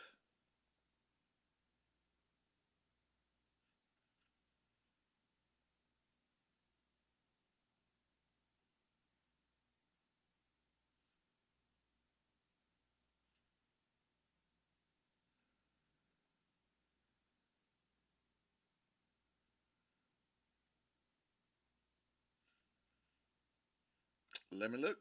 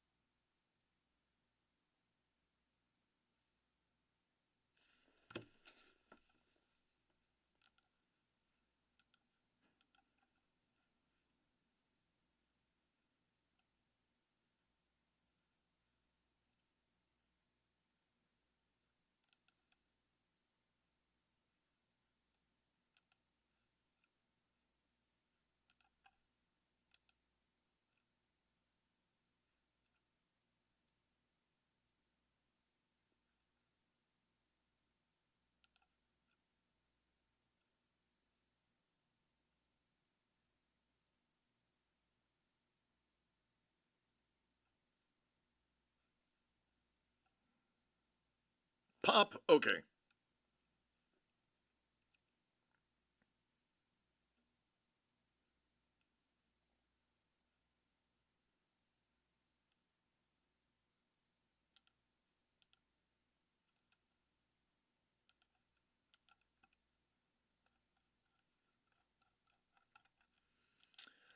It hasn't populated yet. I will take care of it on my end. Don't worry about it, Money Mitch.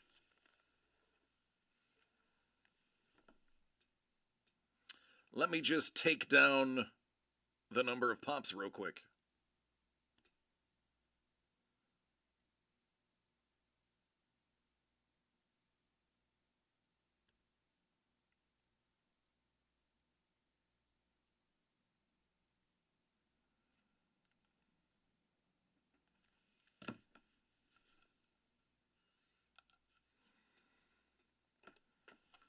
Oh, oh, ow, ow, oh, look at that. Look at that. This is number 3. Well, wouldn't you know?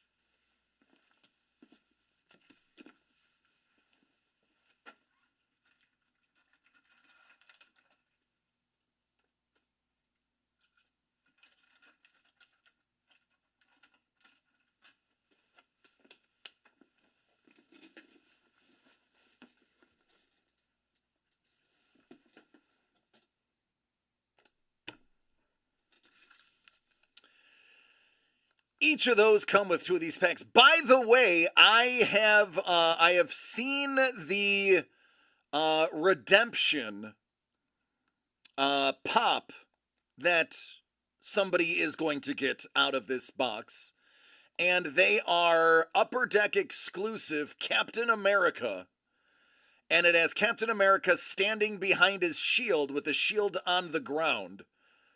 Give me a second. I have it next door. Give me a second, I'll go get it. It's worth looking at.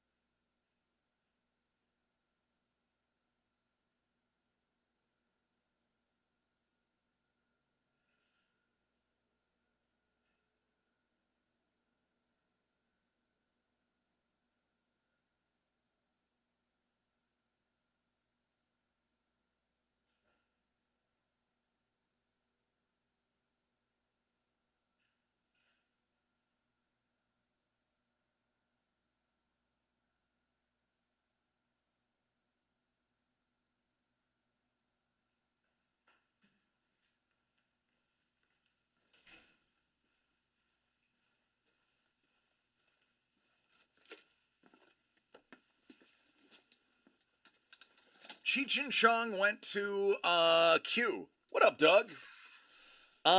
This is the Upper Deck exclusive Captain America. It is one of the more detailed, in my opinion, ones.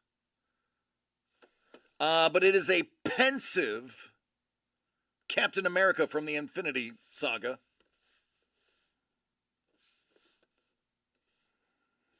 I mean, you can see the between the shield and his body, they actually didn't just meld it in. They did good details. So this is what Doug got on his redemption.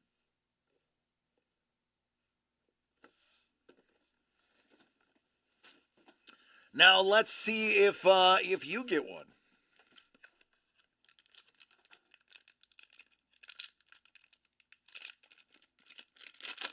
Bon chance. Huang. That's a Silver Hulk. Ooh, Sketch Loki.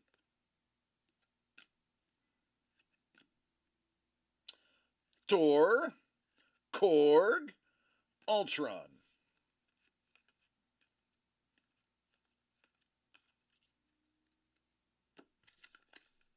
Number 2. Just a bunch of base cards, Doug.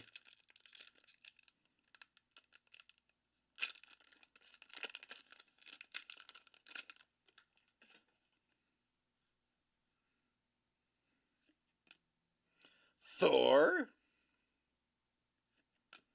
Thanos. Wow, this is a Doug pack. Ant-Man. Groot. M'Baku. I want more. And I know I shouldn't.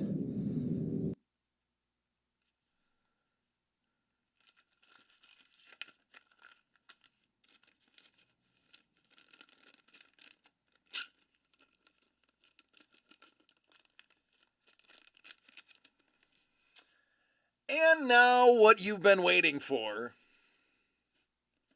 DCD Collects proudly presents Fun Pop Art. Hand-painted pops.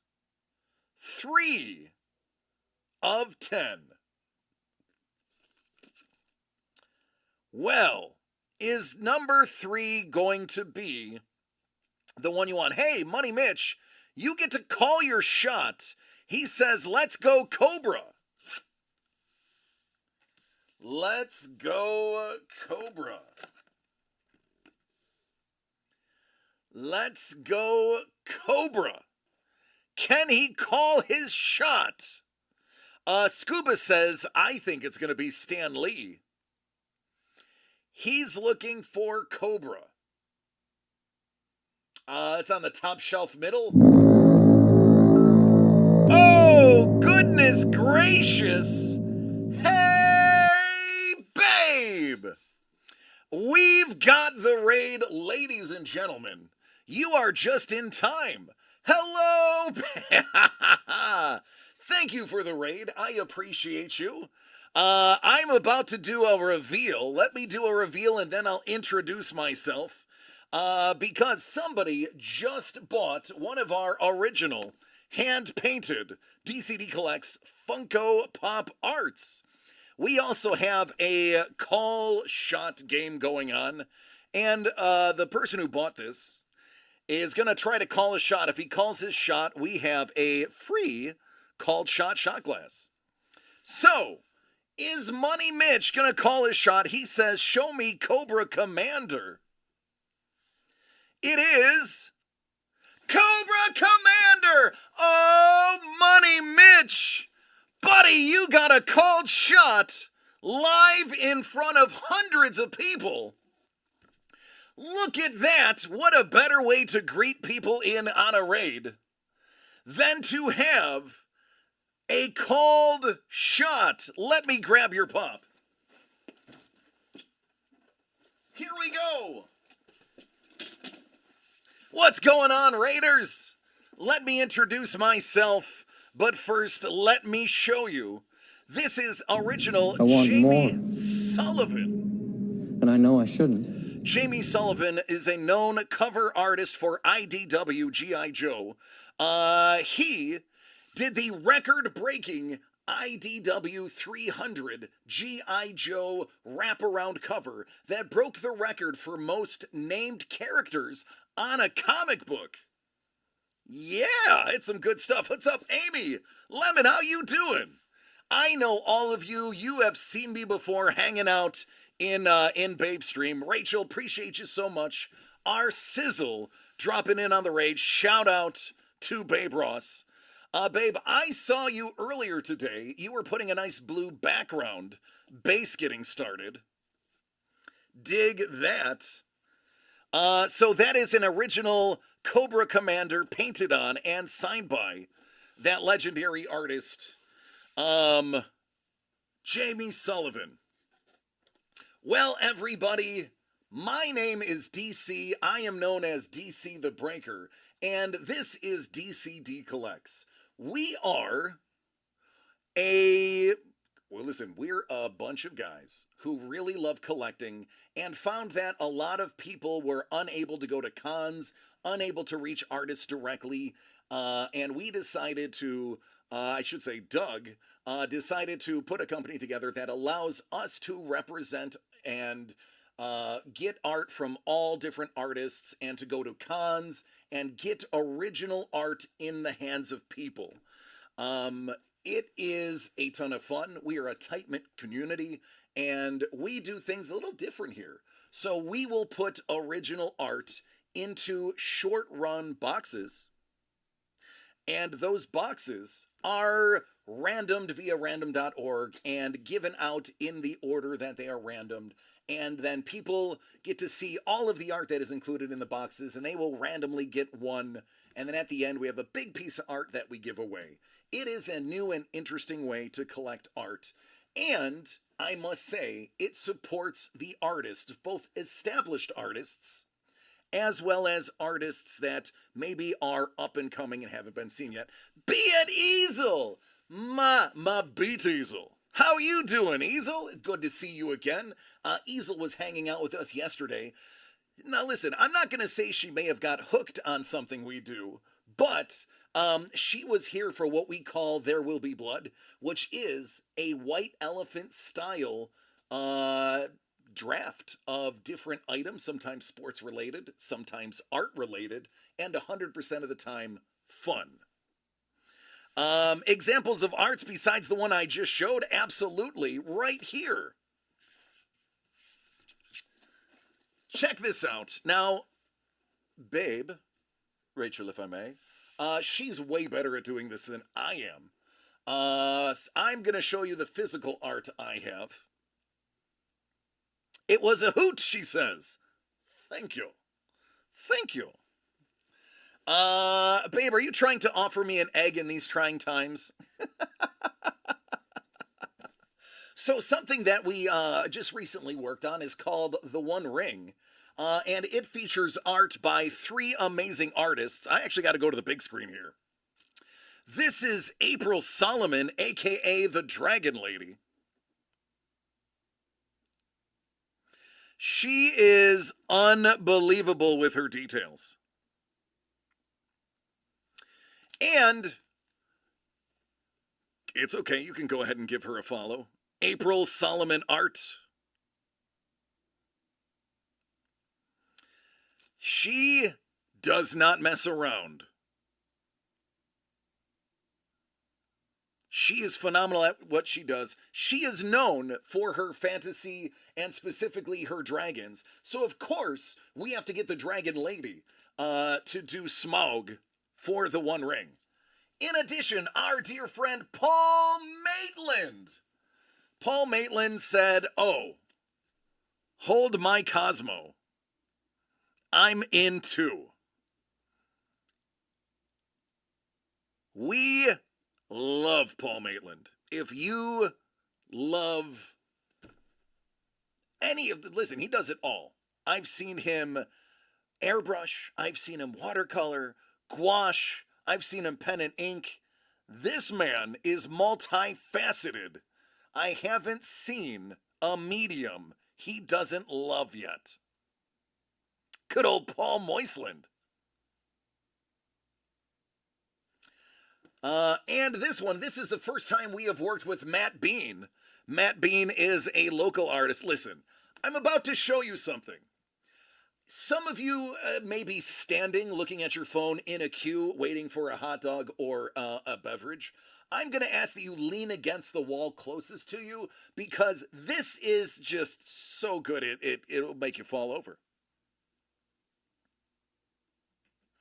Matt Bean absolutely killed this pencil piece. Babe, what do you think of that? Easel, you saw this yesterday. And the Elvish Fire, my goodness.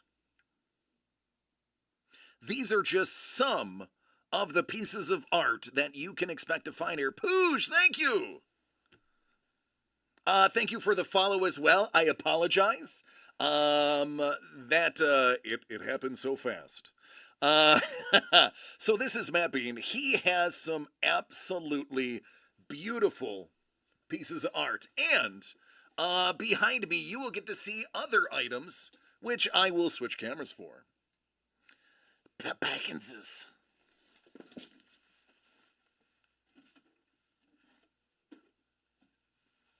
Some examples of the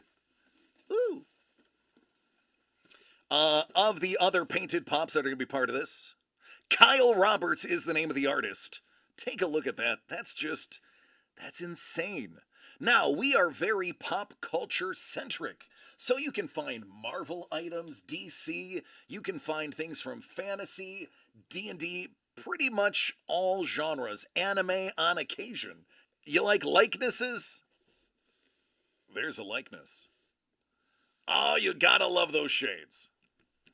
Lee Cosi says, little known fact, those statues from Lord of the Rings are not ancient kings. They're actually tributes to the Numenor School of Crosswalking Guards. You got me to read that, Lee. Kudos to you. I hook, line, and... All right, Dangle, give me 2 seconds.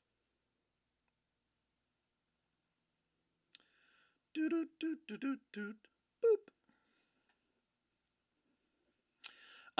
I handle all of the orders. We open these live, so you can come in, relax on Wednesdays, Thursdays, or Fridays, 6 p.m. Eastern until whenever we're done. And you'll actually get to watch us open these fantastic boxes. It's part of the pageantry and allure. They didn't bring me in, who has the face for radio, but thankfully the voice to match, just to not show everybody everything. All right, Dangle, I got you, buddy. Taken care of with the push of a button. Booyah. And then this little nugget right here. KP, another amazing artist, by the way. If you don't know KP, follow him. I would say to all of my followers to follow Babe Ross, but I know every single one of you already do. But if you don't, then you haven't been paying attention. Please pay attention. Follow Babe. And give her all of the attention she deserves, which is all of it. All of the attention.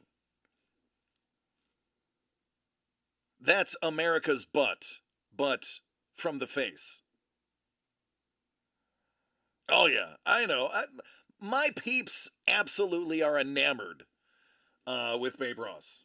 Quite a few of us own original Babe Ross paintings. As a matter of fact, Babe, I will have you know that Mount Doom is next door to where I'm sitting right now.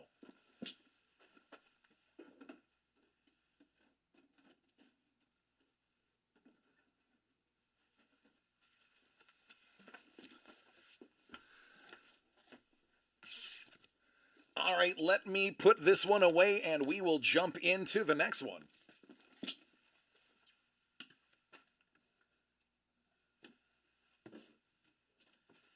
If you're a fan of instant gratification, you are in the right spot right now. Because it all happens live. All right, Dangle. Dangle says, get me that one ring. Let me show you folks how I do everything. This right here is an example of the spreadsheets that keep track of everything for us. Everything is completely transparent. There is no tomfoolery. Everything is done live in front of everybody. And you may wonder, why am I writing everybody's name down? Well, hey, that's a great question. When we are finished selling out all of the boxes, we have a special prize for one lucky purchaser. In this case, for the One Ring, Dangle, our dear friend Derek, Dangle gets box number 15.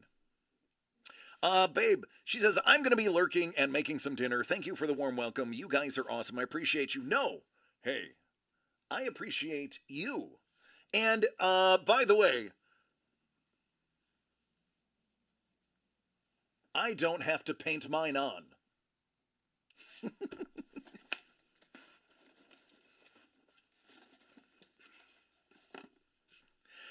All right, so this gorgeous box, designed by Trevor Baseball Cards, is your standard box for the One Ring. Derek is going to be getting everything that's inside this box, but at the end, when all 15 boxes are sold, this is the one box to rule them all. Inside here is multiple pieces of art. And one lucky person who bought into the 15-box run is going to get this for free, just for being part of the family. So, I would be remiss if I didn't tell you, we are located at www.dcdcollects.com. That's dcdcollects.com if you are ever interested in joining. We are here. We also have a private Discord that is for artists and people who buy in. It is invite only, so there's no riffraff, no people trying to sell you something that you didn't sign up for. It is only members of the DCD Collects family, which are people who are artists and or somebody who has bought something. So you can actually rub elbows with the artists that made your items as well. It is a fun, welcoming, accepting place where we are nothing but love, respect, tolerance, and art and joy. Katie Bear. Katie Bear, what's going on? How are you doing? Katie, I hope you are feeling well. Let's jump in here. DCD Collects proudly presents the One Ring to rule them all. It's original art by Paul Maitland, Matt Bean, and April Solomon. Box 15 out of 15 is what Dangle will be grabbing here. Dangle. Good luck, man. Would you like to call your shot? Would you also like to earn yourself a DCD Collects exclusive called shot glass? Now, disclaimer, this is only for water, juice, milk, or anything else that I didn't mention. Please drink responsibly.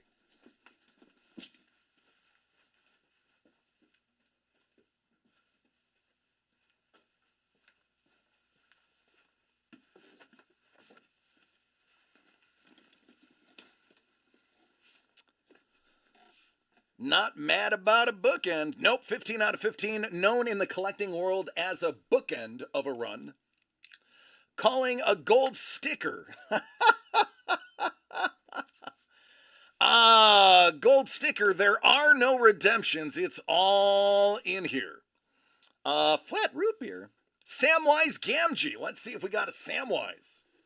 Let's start first with, ooh, who doesn't love a little MTG?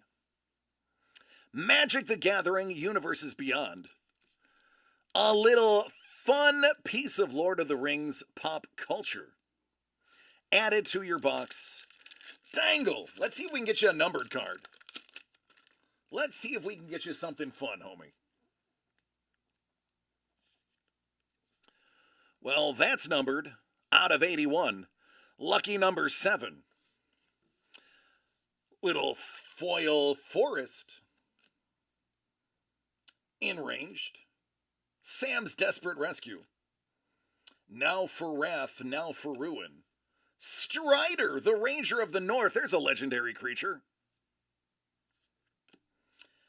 Eowyn, the Lady of Rohan. Reprieve. Faramir. Wow, this is actually a great pack of playable cards. More legendaries.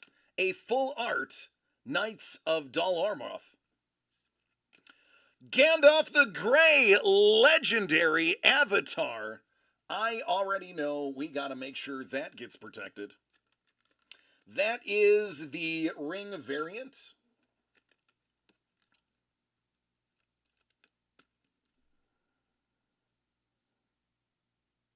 There you go. That is one of the avatar cards. Not easy to get, friend. Legendary creature, Pippin. And a foil, Lorien. Boy, this is chock full of legendaries. Ooh, this is also your limited pack of art cards. You put all of these together and they will reveal a witch. But now, I need to tell you, it is not Samwise, because one does not just walk into DCD Collects and get a Samwise. They need to work for it. How about some Matt Bean? What's up, Mr. Bean? That is MB Works on all social media. MB Works, Matt Bean. Take a look at that handsome man.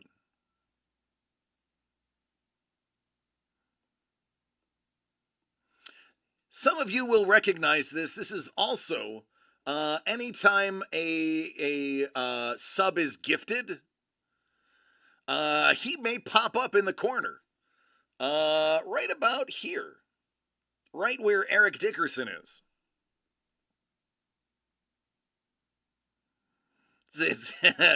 Seporos is like, hey, nice Boromir. Thank you. Thank you. I did it. I didn't do it myself. I can't even take credit. I can't even take the credit. It's too good. I have trouble with stick figures. Thankfully, my voice is my art because I wasn't gifted like a lot of you are with the ability to have scope and range and be able to match colors. For those who are wondering, my phone is also the app. So sales and anything else, communications all go through. Bottle of water, a little bottle of water. Hey, thanks, Carlos. I needed that.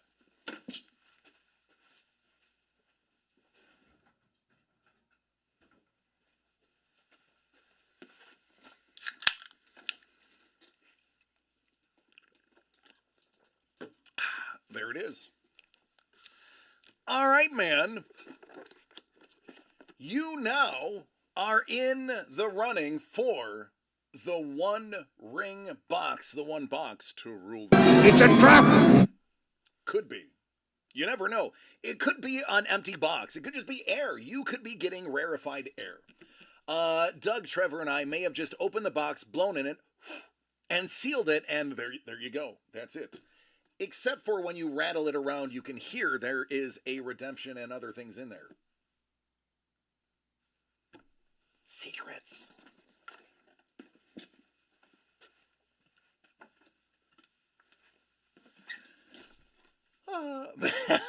Miner's like, I'd buy that for $1. It's a belly button ring and a gift certificate to a piercing parlor. It's a box full of hose, nothing in there. The king shell is a culture. Hey, listen,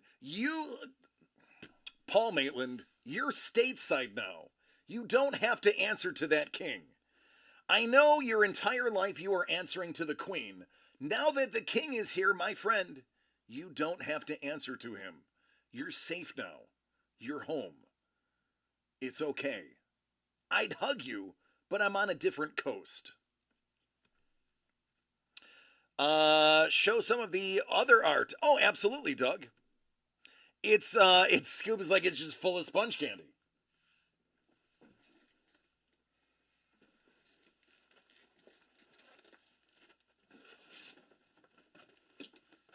Oh, Lee Cozy.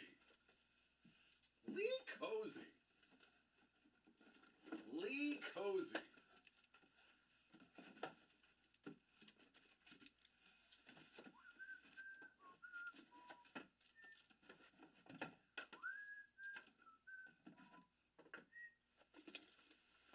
So, some of you, Paul says, oh, by the way, we're family friendly, so you're not going to hear me swear usually. I'll be danged if I recognize Chuck as king. So, one of our very beloved friends is Inkpot award-winning artist Lee Cozy. And Lee, artist extraordinaire. We decided to work with him on a very special project. We were able to go to the mini museum and we were able to find some relics, and we decided, hey, wouldn't it be great to own an original piece of art to go with these interesting and original certified artifacts? So obviously you can't go around chipping away at Stonehenge. You'll get arrested for that. Don't ask me how I know. I just know. So this is from the Stonehenge Bluestone Quarry, where the rocks were originally drawn from. We said, hey, Lee, we got some things. We need some art. And Lee said, hold my paintbrush. Oh, hey now. That is acrylic on board. And we gotta get to the good camera. Oh my goodness. So whoever ends up getting the mammoth is also getting actual mammoth hair pulled from the permafrost off of a baby mammoth. It's true. I wasn't there, but I heard it from a good source. This little nugget right here goes with your Stonehenge.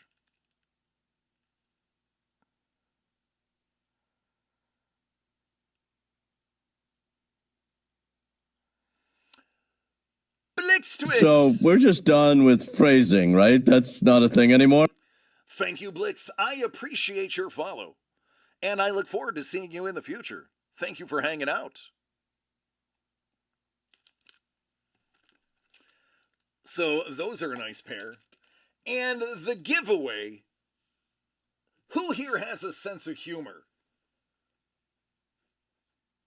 I like to think I do. The giveaway is tremendous. It's also huge and has a very noticeable piece of history attached to it.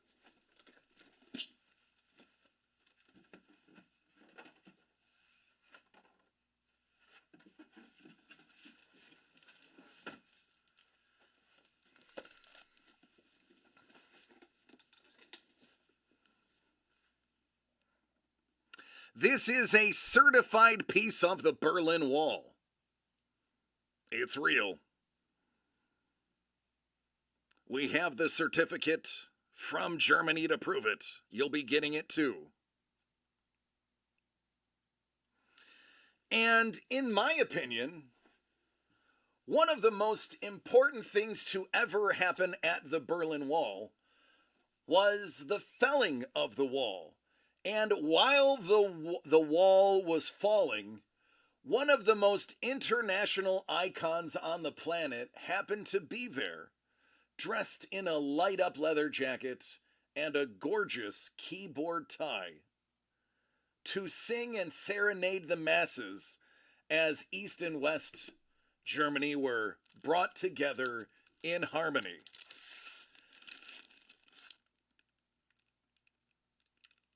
Don't hassle the Hoff. He's busy singing. This massive piece of art is the free giveaway.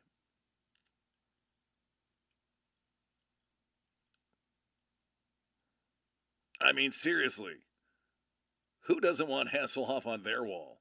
I may or may not already have an autographed picture of him in a pair of red shorts hanging on my wall, right next to Leslie Nielsen and Mike Tyson.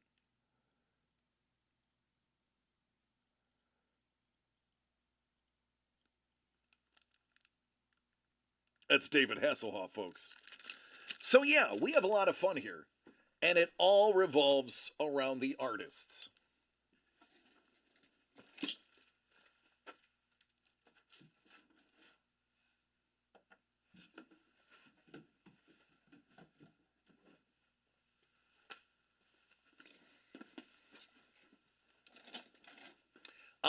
We actually are almost about halfway through another item. We did something featuring X-Men with Wolverine and Deadpool coming out, Deadpool and Wolverine coming out. We decided to throw something X-Men together, knowing that there were going to be a plethora of cameos. And the original art has arguably one of the best giveaways we've done in a long time, as far as legendary artists that most people in the industry know. Now, way back in the 90s, there was a very important Marvel trading card set called Marvel Masterpieces. And it was, one of the years was done by two brothers known for their amazing detailed work. Those were the Hildebrands, Greg and Tim. Now, Tim is no longer with us. Greg, however, very much so. And Greg happens to be releasing a lot of his original work that he did a long time ago, and we were able to secure the original artwork for the Havoc card. That is the card. That is Greg Hildebrandt's original art for the card.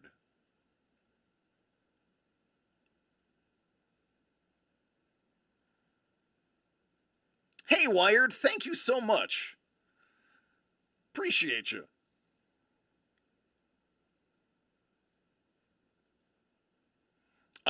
This is also pretty big. I mean, if this is the standard size of a trading card, this piece of art, massive.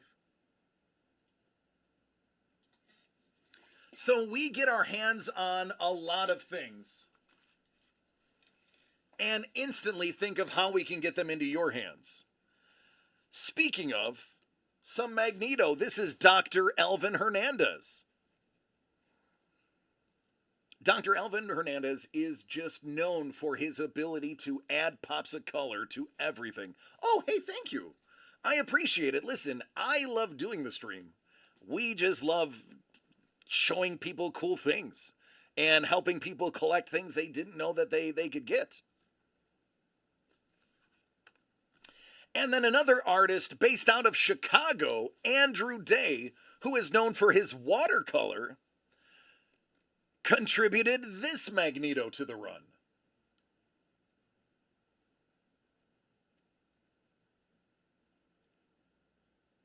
To watch Andrew Day work with watercolor is near effortless for him.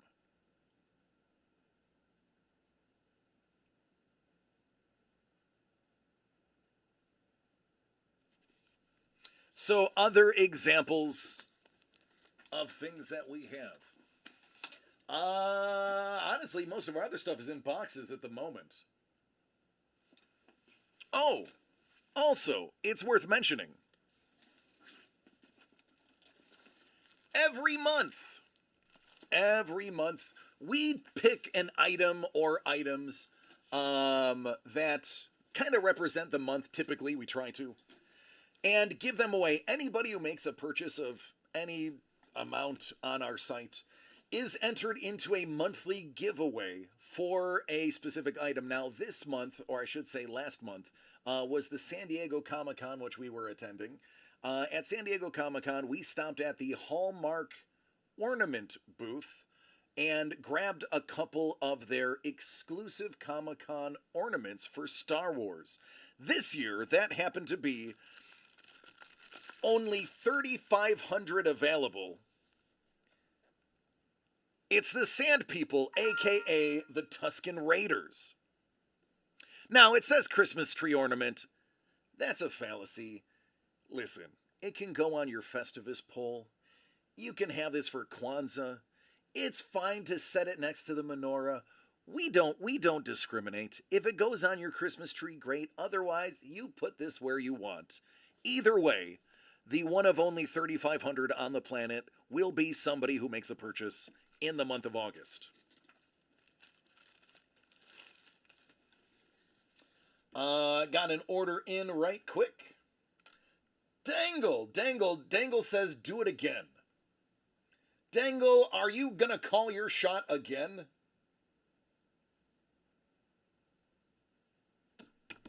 Are you going to call your shot? Once you call your shot, we will jump onto DCDcollects.com so you can see more of the original art that we have here.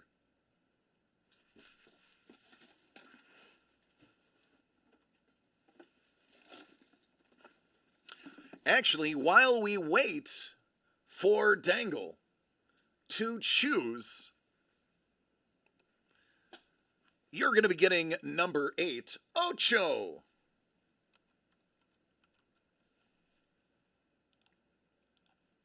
Let's take a look at everything we do. This is our white elephant. It's called There Will Be Blood.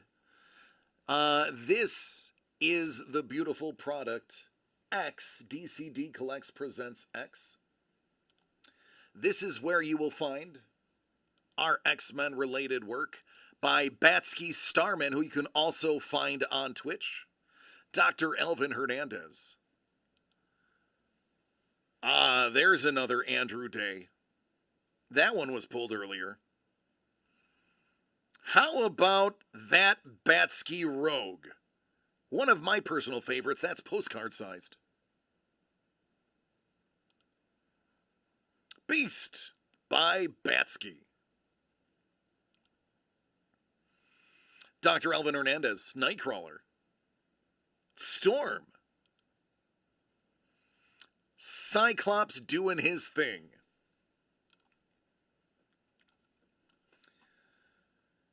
If you are into signed comics and sketched comics, if comic books make you happy, if you grew up thumbing through the pages, this is right here the original record-breaking Guinness Book of World Records IDW number 300 that you just saw, the original pop. This is signed and remarked by Jamie Sullivan. And then the original artist for Transformer remarked that book as well.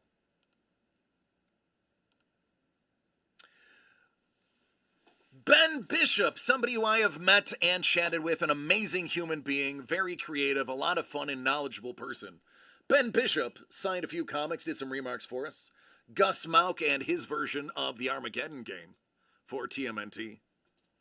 Legendary comic book artist Mark Teixeira, doodling a little Ghost Rider on top of the Ghost Rider and Wolverine, also signed by Roy Thomas.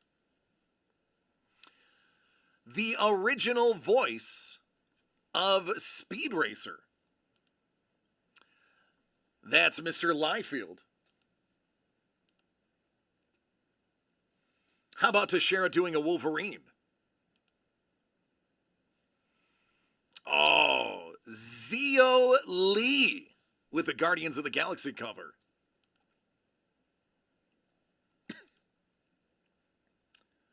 Lots of goodies. We will jump back into those right after this. All right, Dangle says Frodo.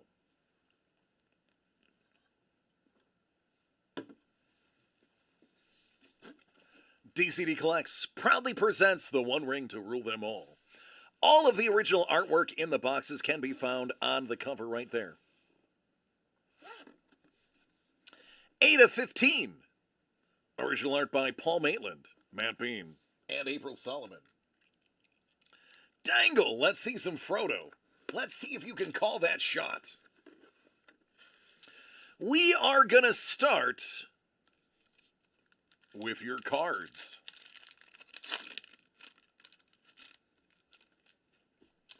Oh, look at the butterflies. That is out of 81. Some land.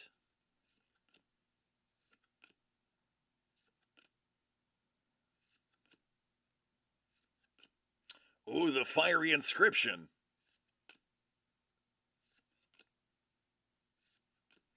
All right, now we're getting into the good ones. That's Gollum's Bite. The Foray of Orcs. That's a full art. Legendary Artifact. Anduril, the Flame of the West. That is the name of the sword. That is a legendary equipment. Look at that. That's a +3/+1. That's a hot one. We're going to have to put that somewhere. Ooh! Grond the Gatebreaker. That is an SP border. And you have some treasure. I like gold. Who doesn't like gold? Who doesn't like gold? All right, get that mythic rare into its proper protector. And let's see some original art. Woo-wee! That's actually an extremely playable card. That's hot. I wouldn't be surprised if that's worth a few bucks. Even without numbering. All right, so the first piece of art that we are going to pull out of this box actually was not necessarily intended. It was a doodle that we were like, we're just going to take that because, of course, it's awesome.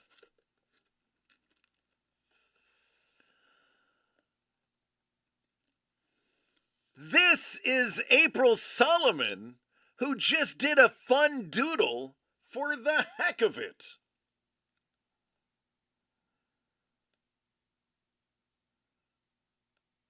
And you know what? There is a redemption in here. There is a redemption. Hey, Dangle! Congratulations! You, my friend, have a big boy.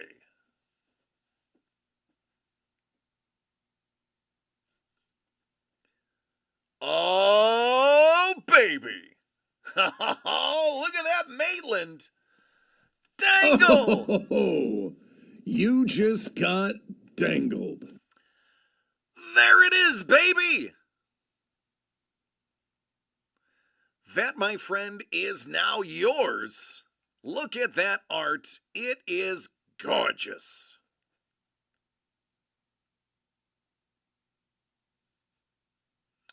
The Numenor Crosswalking Gods. There you go, homie. Congratulations. I like it. I like it a lot. There you go.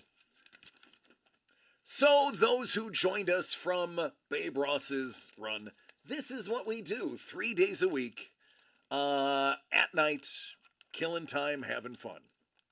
It's a different space. It's a family-friendly space. It's a welcome space. It is somewhere for you to hang out, talk art and pop culture with your friends, and otherwise just have a good time. It's no stress. We're easy going here. We love each other.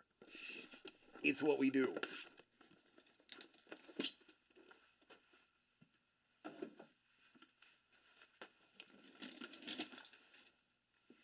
Lady loves it. Yeah, so, excuse me. Let me get a little bit of that agua.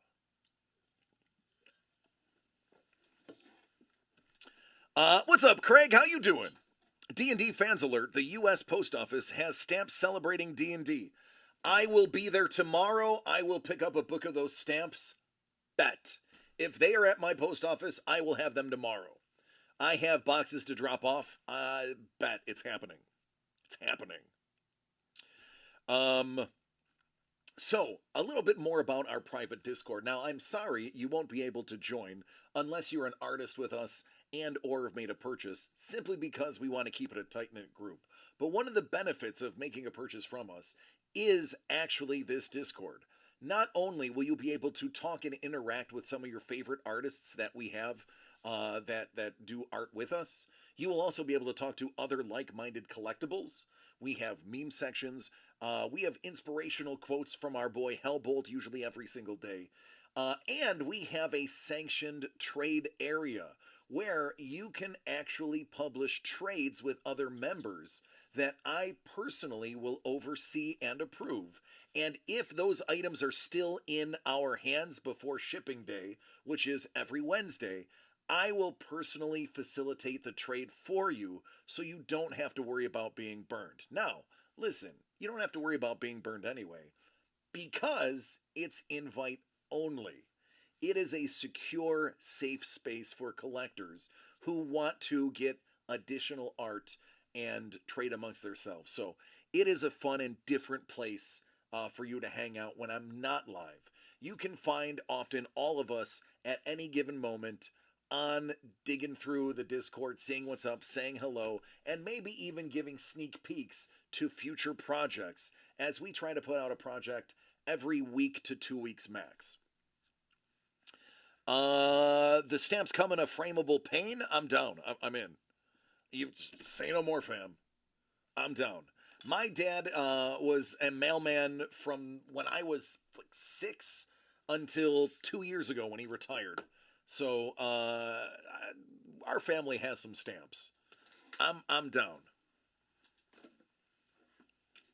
All right, let's get back to the website. Anybody who wants to throw orders in, I'm here. Let's take a look to see what we have.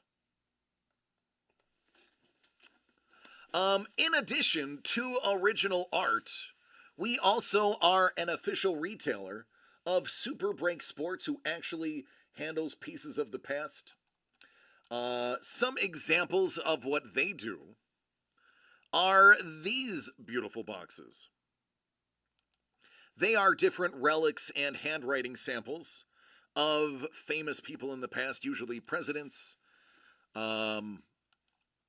amongst others. Ben Franklin, who we know was never president because he was smart. These are items I can tell you, not a single show goes by, I believe, that I have not opened something historical from Super Breaks. We also have original high-end prints by Lee Cozy and Kai. Hank Aaron stamps. Good old Hammer and Hank. Signed, sealed, and delivered, which are our autographed comics. Now that CGC is certifying autographs that are not witnessed, we are able to get our hands on plenty of them for you to submit from people that are not easy to get. Like, Peach Momoko. Some more Roy Thomas, as well as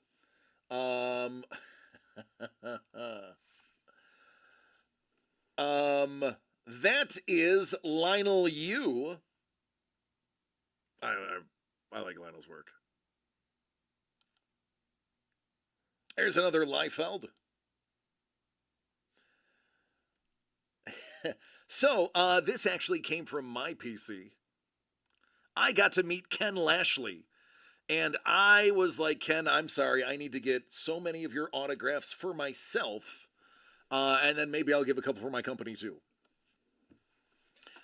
Pretty much, whatever your fandom is, we have something to satiate that.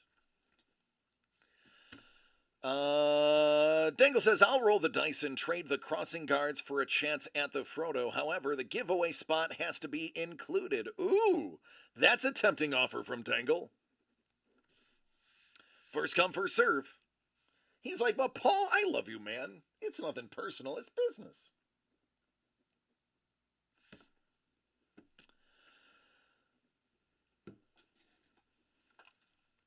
Let me refresh. There we go. T-Bone's like, man, are you sure? Are you sure? Maybe. Scuba says, Derek, if I get the Frodo, you get nothing. You lose, sir. Good day. Oh, gee, I wonder if that was a certain candy person reference.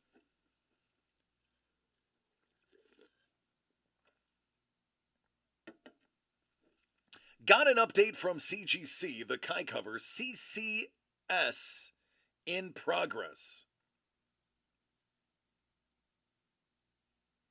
I don't know what that means.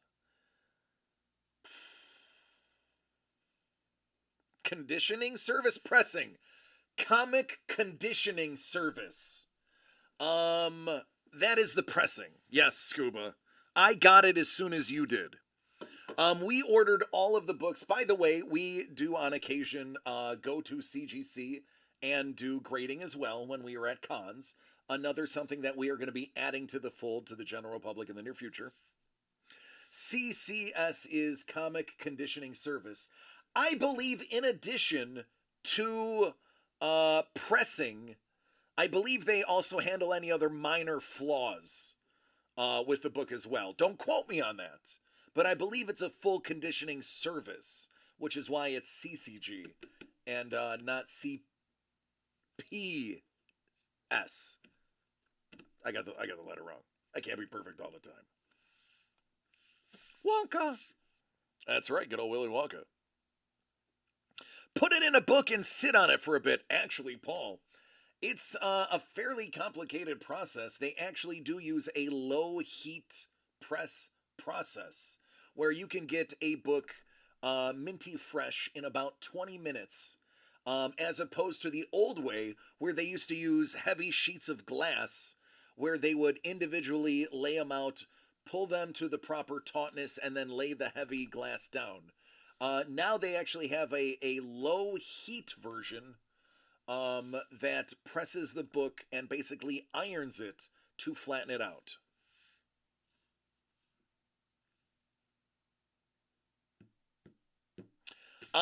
Lee Cozy says we can also get CGC 6 series grading on any covers that he does for DCD Collects as well. That, my friend, is a fact. Order is in. I'm going in. All right, T-Bone, let me put the trade in the Discord. Let me approve the trade, and then we're going to get ripping. I do not put the Discord on screen because it is private. So I am going to do that real quick privately.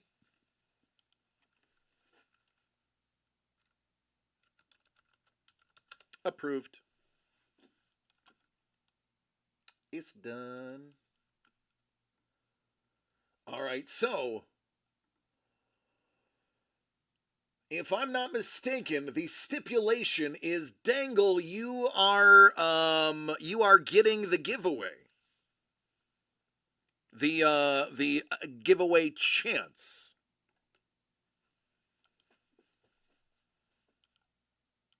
Ooh, lucky number 13.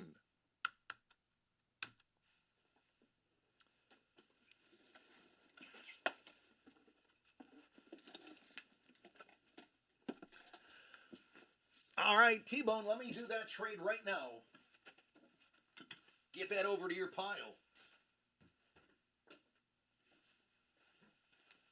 All right, you got it, man.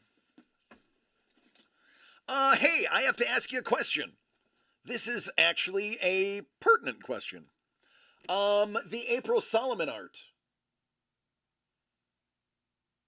Was that just for the Crossing Guard? Or does that include the Solomon? I just want to be sure.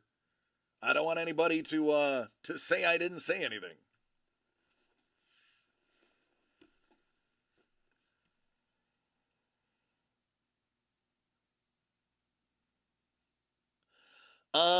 Lee says, I will trade you something for the Anduril Flame of the West card.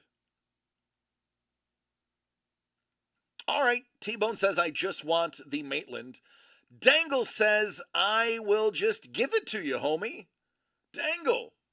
Very kind of you, Mr. Cozy. I will have that to you.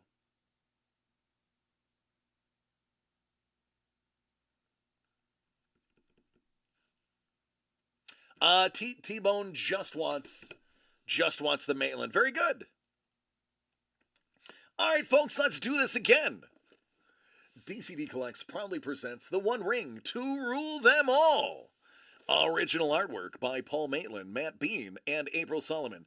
For some reason, these two did not stick. I had to actually use a piece of tape because it just would not stay closed. It's lucky number 13, of course. That's the one that won't stay shut.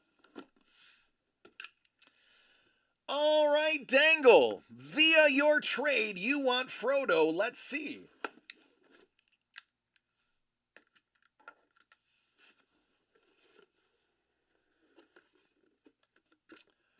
Well, now.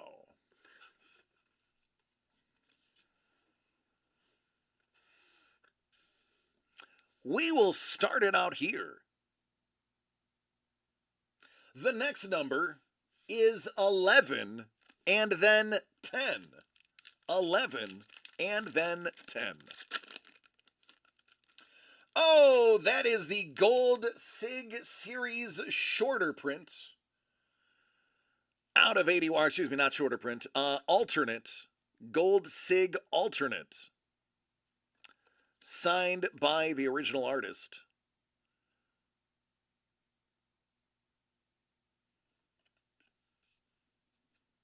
Land. After 10 is lucky number 7. Pippin.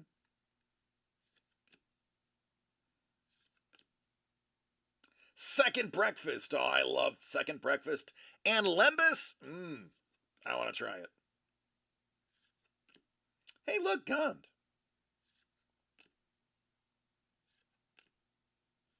Fear Fire Foes. Legolas! Ooh-wee! Handsome. Or should I say, Mr. Katy Perry. Mr. Katy Perry. Shagrat, the Loot Bearer. There's another legendary creature. And Grima Wormtongue. Oh, we don't like him. That is a foil legendary creature. Oh, no token for you. A little foil action.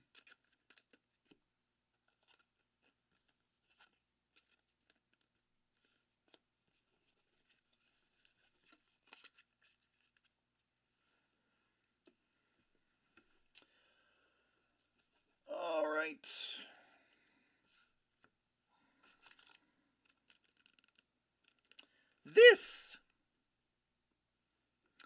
This right here. This is the special pack. Galadriel. Hey now.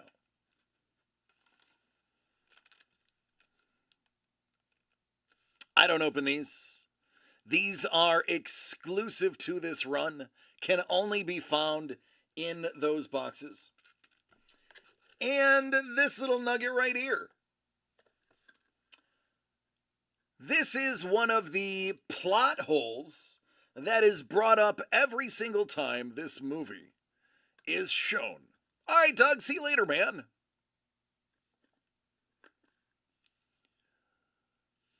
It's Gandalf and the giant eagle. The great eagle, to be specific. April Solomon.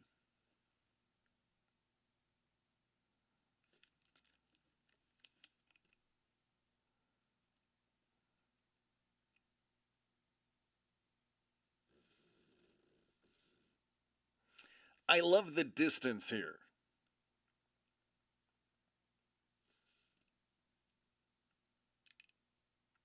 This is also the box that I was waiting for because this didn't fit in the box.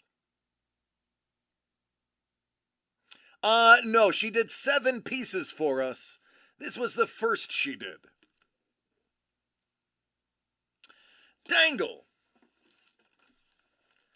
The final easel is also yours. That includes the numbered limited full art pack as well. Did not fit in the box. We had to kind of leave that on the side.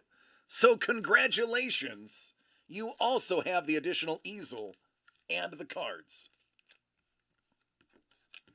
Oh yeah, Don. I'm going. Our dear friend Babe Ross rated us, and we have a gaggle of new people that want to see what we do. And with the number of great products we have, these things take time. But good to see you, Don.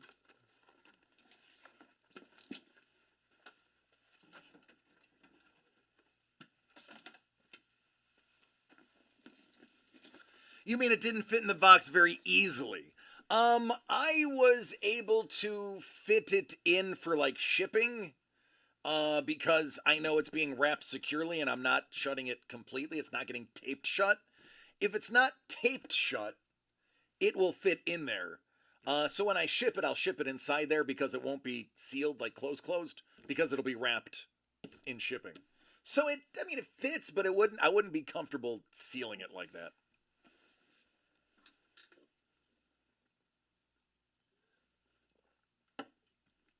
All right, it is 9 p.m. Pacific.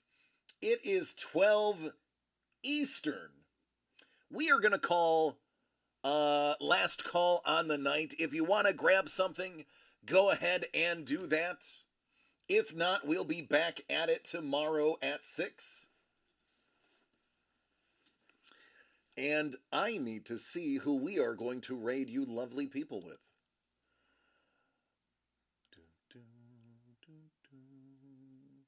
Sharp Balloons or Batsky Starman? It's got to be Sharp Balloons. So, Sharp Balloons is a balloon artist whose husband is a voice actor here in Los Angeles. She is ADHD, and she is an absolutely amazing entertainer. She does very complex and wonderful balloon animals. She is a absolute pleasure to talk to. Somebody I have spent quite a lot of time in front of watching her do her mesmerizing show. We are going to jump in. Let me see and make sure she's not closing out. Oh, good. She just started. She's less than an hour in. But she is spectacular. We're going to go ahead and raid into her. About 5 more minutes on the orders, and then we will hang out with her. She's great. I promise you'll love her. If you don't, sorry. She's great. Order in, I have been told.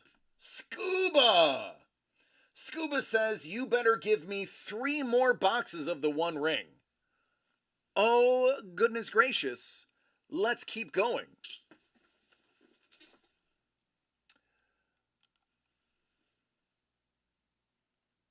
Boop.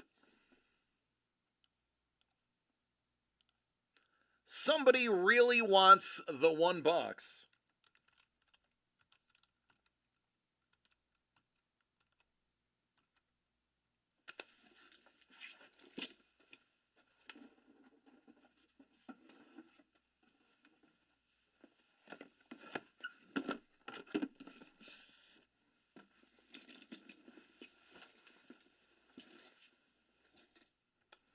Here we go.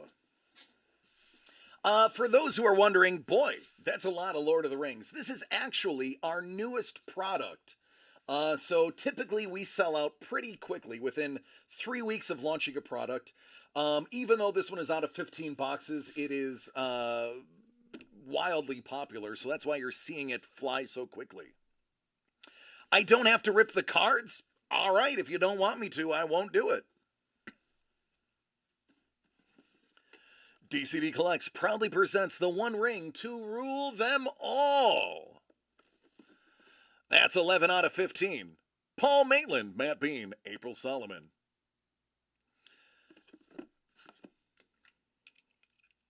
Absolutely, call your shot, man. You get to call your shot on box 11. This is the halfway point. So you have one shot right here. The Dragon. Alrighty. We are looking for Smaug. Can we get a Smaug? Can we get a Smaug?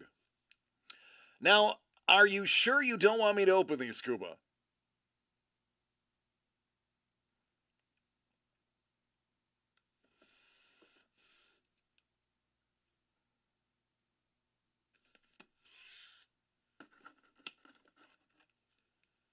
Keep it sealed. Got it.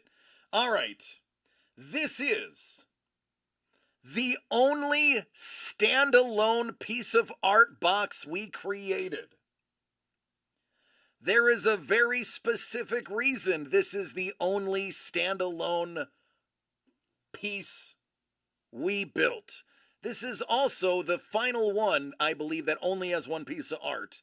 This is, in our opinion, of all the work April Solomon has done for this run, we voted this to be the best single item she submitted. Dangle says, "You shall not pass." Well, Dangle, you shall not pass. Holy buckets! What do you think of that? The Balrog, Gandalf the Grey, April Solomon destroying it.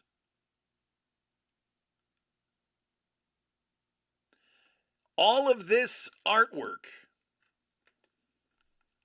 is on that little piece of paper. How zoom do you want to go? We can zoom in all day on that one. Even the pouch, the satchel. That is, look at that's my pinky nail for scale. Pinky nail for scale. Unbelievable piece. This was the one piece we said absolutely stands alone that April did. No questions asked.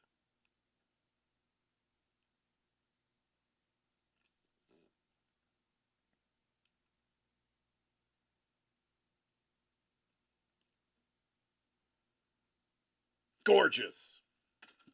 Gorgeous.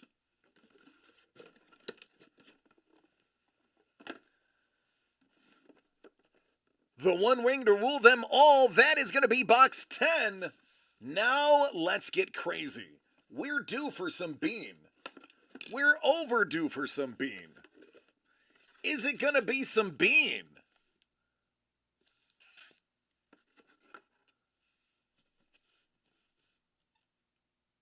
Oh, he wants to carry the burden. Paul Maitland. Samwise. Whose burden does he want to carry? His. Oh, baby. Oh, Paul Maitland, you old so-and-so.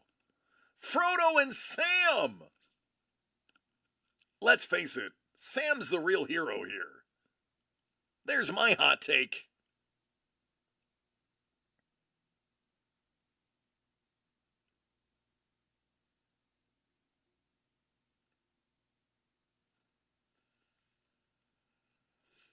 There you go, man. I love your backgrounds, by the way. Paul, what you did with the backgrounds, dude, dig it. Dig it. All right, and your third box. Good old lucky number 7. The one ring to rule them all.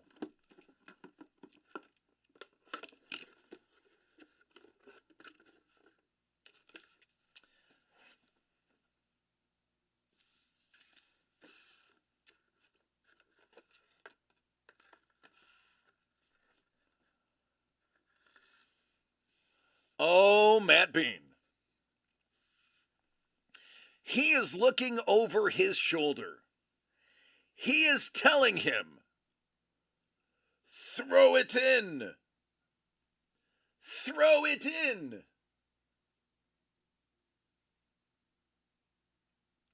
Who is he talking to? And what did he say? He said no. Throw it in. No. How about that duo? A little Paul Maitland and a little Matt Bean. The likenesses are ridiculously good.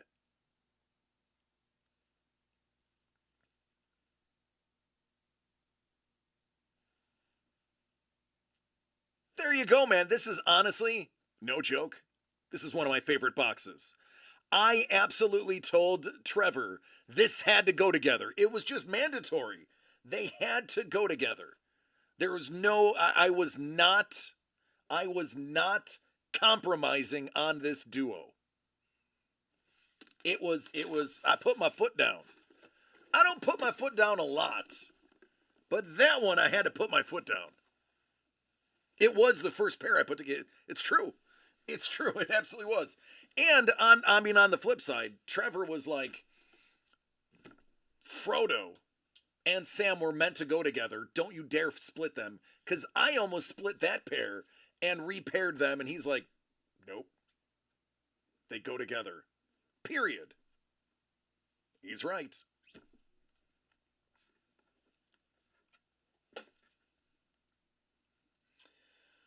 All right, any more orders before we see what Sharp Balloons is doing?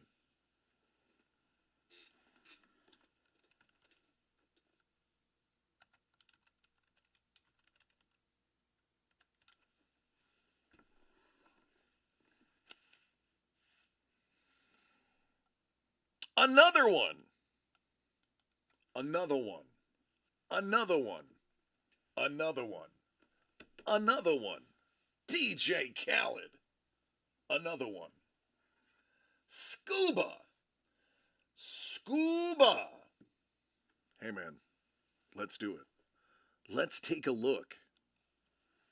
Let's take a peek. How many are left now? 4. Only 4. Number 9. Number 9. Number 9. Number 9. Yeah, that's a Beatles reference. Revolution number 9, White Album. For those who don't know, take a look. It's in a book. Reading Rainbow. What a panda's like, what a night, man. You're telling me, homie, we got a beautiful raid from the wonderful and talented Babe Ross. Half of them still hanging out, seeing what we're doing. I love each and every one of you for doing that. Thank you. I will actually, before we raid out, I have something I say at the end of every stream, and everybody that's hanging in here and watching this later, some of you already know what I'm going to say. Some of this will be the first time, but even for the people that I say this to for the first time, I mean it just as much. But first, before I get to my sign-off, we have to open another one ring for our dear friend Scuba Vince, a.k.a. Scuba, or Scoobs. This is number 9. What could be in the Nina. What's it gonna be? OMG, look at that, it's a pack of cards. Woo! Who dis? That looks like a free man. That looks to me like a free man.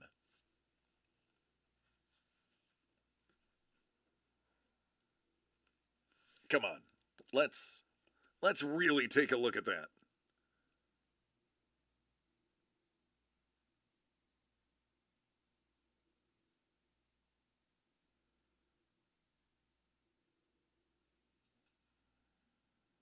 Unbelievable.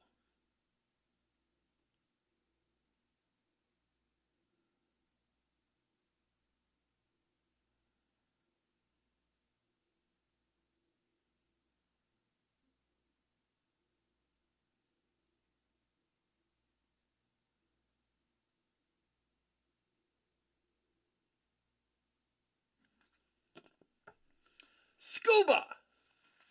Scoobs! Hey, man. Hey, man. Hey, man. Dude. Congratulations! Ooh. Oh, baby! Go ahead and flip that bat. You just hit a home run. Smog. Yeah.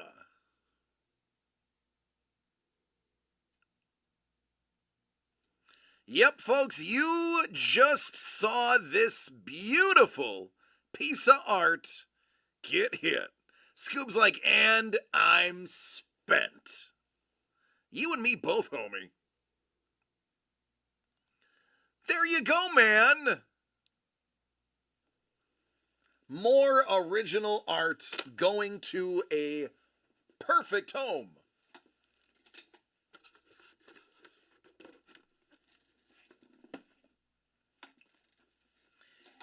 It's just that easy. It's just that simple. It's just that fun. That's what we do.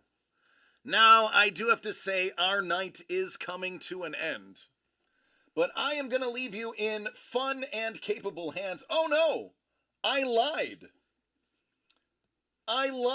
Prue! Prue says, No. No. He's given me the minute ball. He says, number 3 is available. Give me that magical number 3.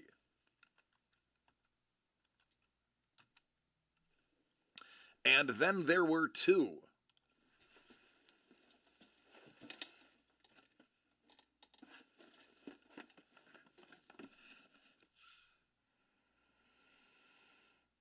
And then there were 2.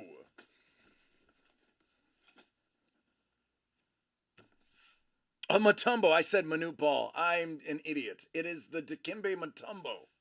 Not the Minute Ball. The Dikembe Mutombo. Thank you, Sapphoros. Yeah, Scoobs, absolutely, man. All right, Prue. DCD Collects proudly presents the One Ring to Rule Them All. It's original art by Paul Maitland, Matt Bean, and April Solomon.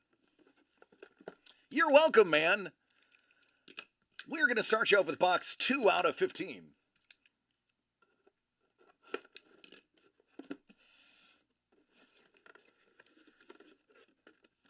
Hey, Prue, would you like me to open these for you?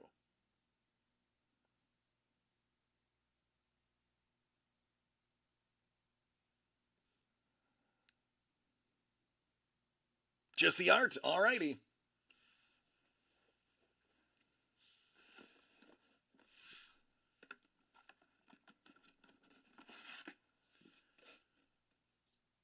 Oh, baby. How about some Gimli? How about some Gimli? Paul Maitland. You know, one of my favorite quotes.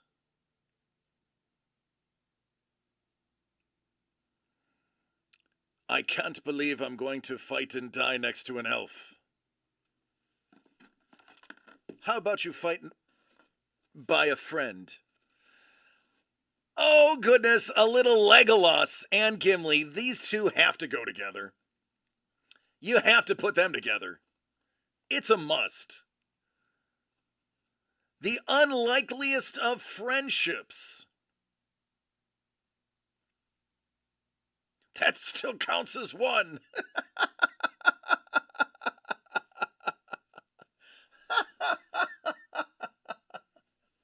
That still counts as one. Throw me. What? Just do it. And don't tell the elf. It's just, what? Don't tell the elf. I lied. Maybe that's the best line. Throw me. What? Just don't tell the elf. There it is. There it is. All right, Prue, un mas. Un mas. That's lucky number 3 out of 15.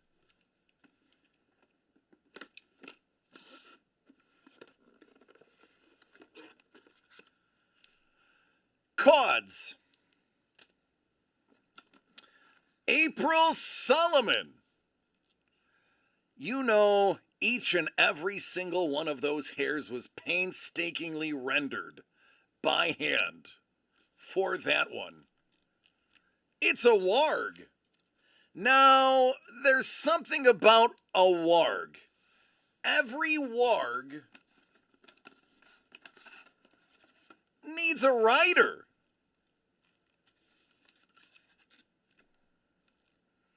Urk-hai orc.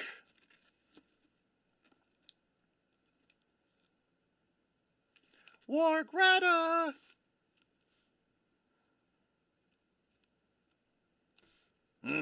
A face only a mother could love.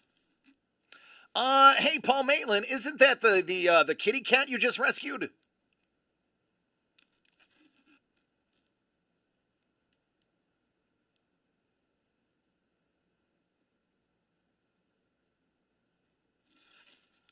Looks the same to me. Same color and everything.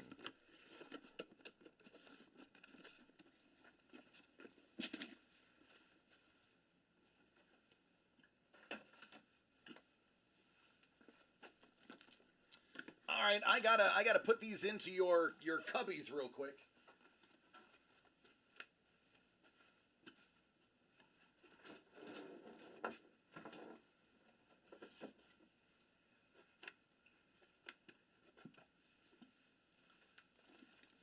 How many are left? There's 2. 2 remain.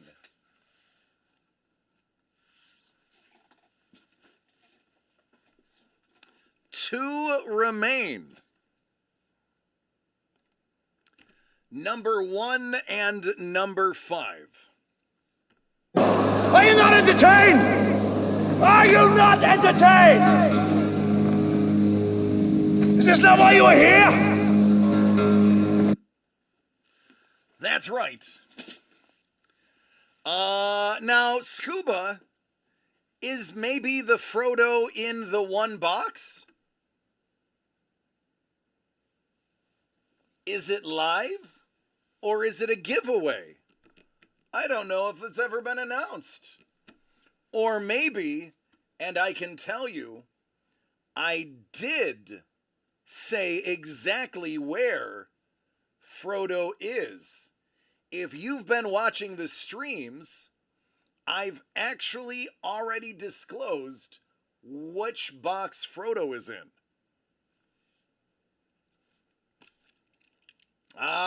Sometimes you have to pay attention to my madness.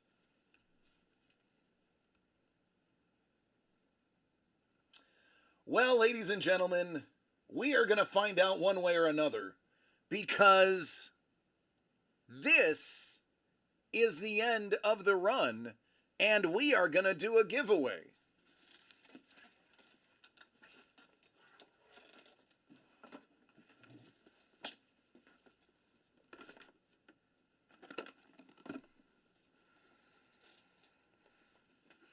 All right, here we go.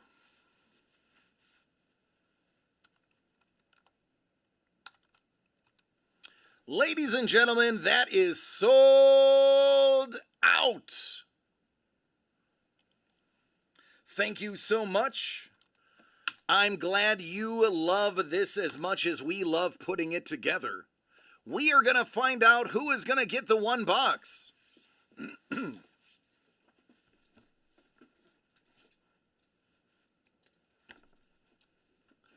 Prue! Number 1 and number 5. DCD Collects proudly presents the One Ring to rule them all. Original art by Paul Maitland. Matt Bean. April Solomon. See some art.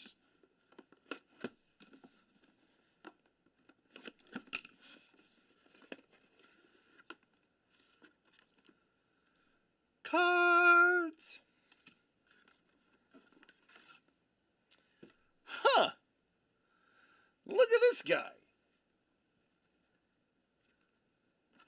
Oh, goodness, you know. You just know. You know. Of course. It had to happen. It had to. You couldn't make this product without them.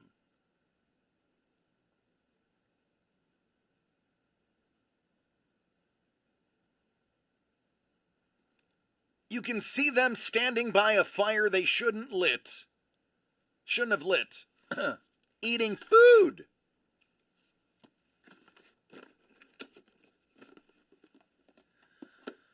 All right, is Frodo in this box? Is he?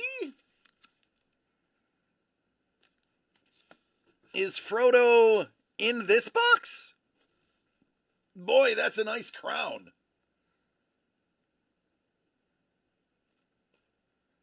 That is one heck of a nice crown.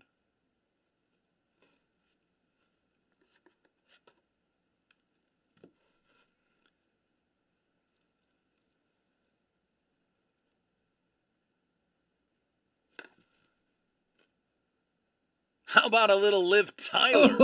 Oh, you just got dangled.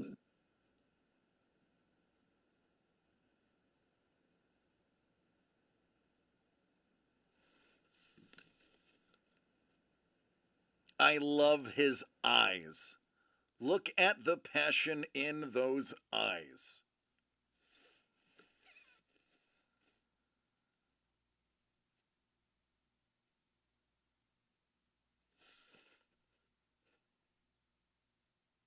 This would be a great matted set as a pair, by the way.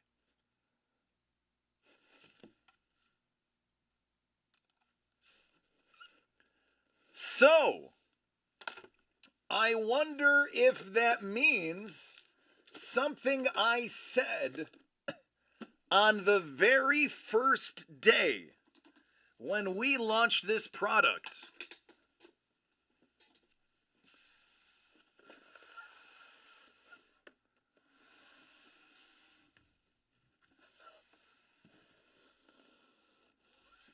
And there's only one way to do it.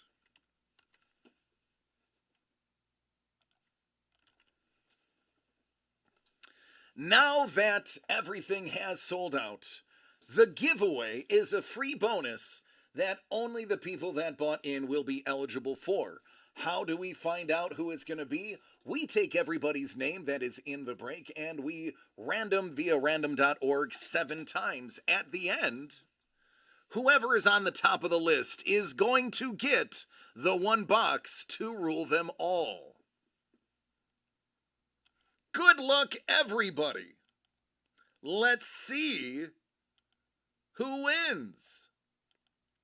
Survey says scuba. Scoobs. Scuba. Scuba.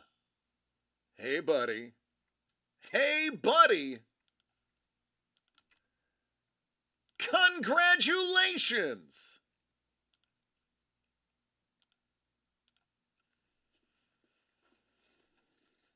I wonder what's in the box. What's in the box? I'll show you. The one box to rule them all.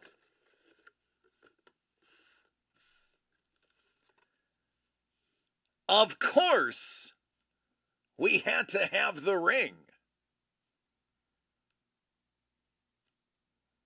April Solomon, giving up the goods.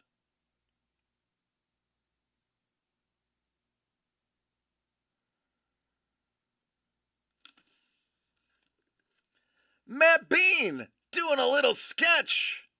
Look at that likeness.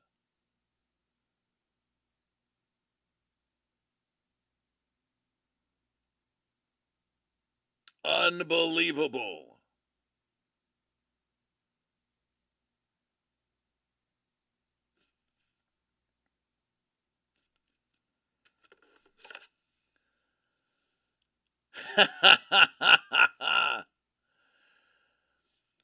What's going on, mate?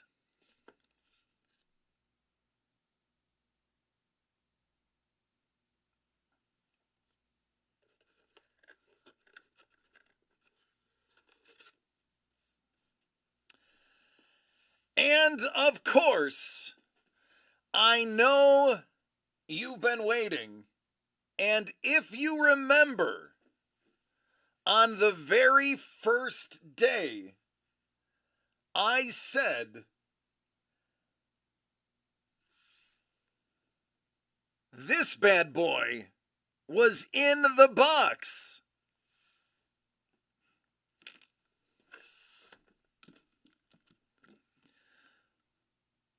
There you go.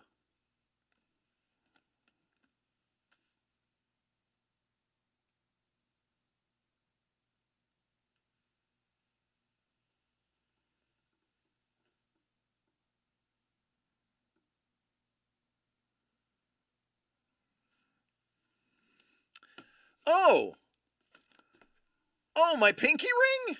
Oh, I'm glad you like it. It's no big deal. It's just the one ring to rule them all.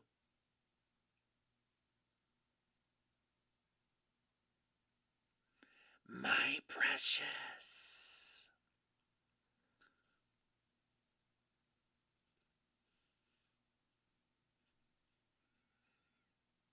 There you go, Scopes.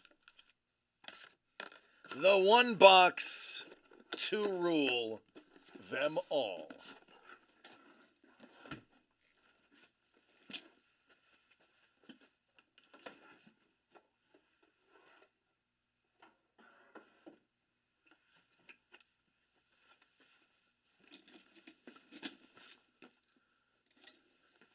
Yes, that ring is yours.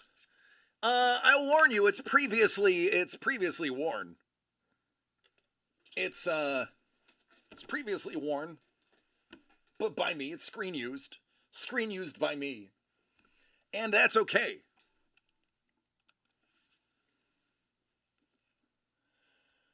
All right, folks, I gotta call it a night. I have a family I have to get home to. The one box to rule them all break. Don, you and Hellbolt said the exact same thing. The one ring to rule them all. We have to do, it's going to be a Mallrats break. It's going to be Kevin Smith and Jason Mewes. All right, ladies and gentlemen, most of you know what I'm going to say. Some of you will hear it for the first time. But that doesn't mean I mean it any less for one of you than the other. This is true and comes from my heart. I love each and every one of you. Please take care of yourselves and each other so we can do this again tomorrow. I'll be here at 6 p.m. Pacific. I want you to be, and it only works with you. So, if you have the time, please spend it with us. We would love to have you. In the meantime, we are going to see what Sharp Balloons is doing. She is wonderful, and I think you will appreciate her artwork as well. Good night, everybody.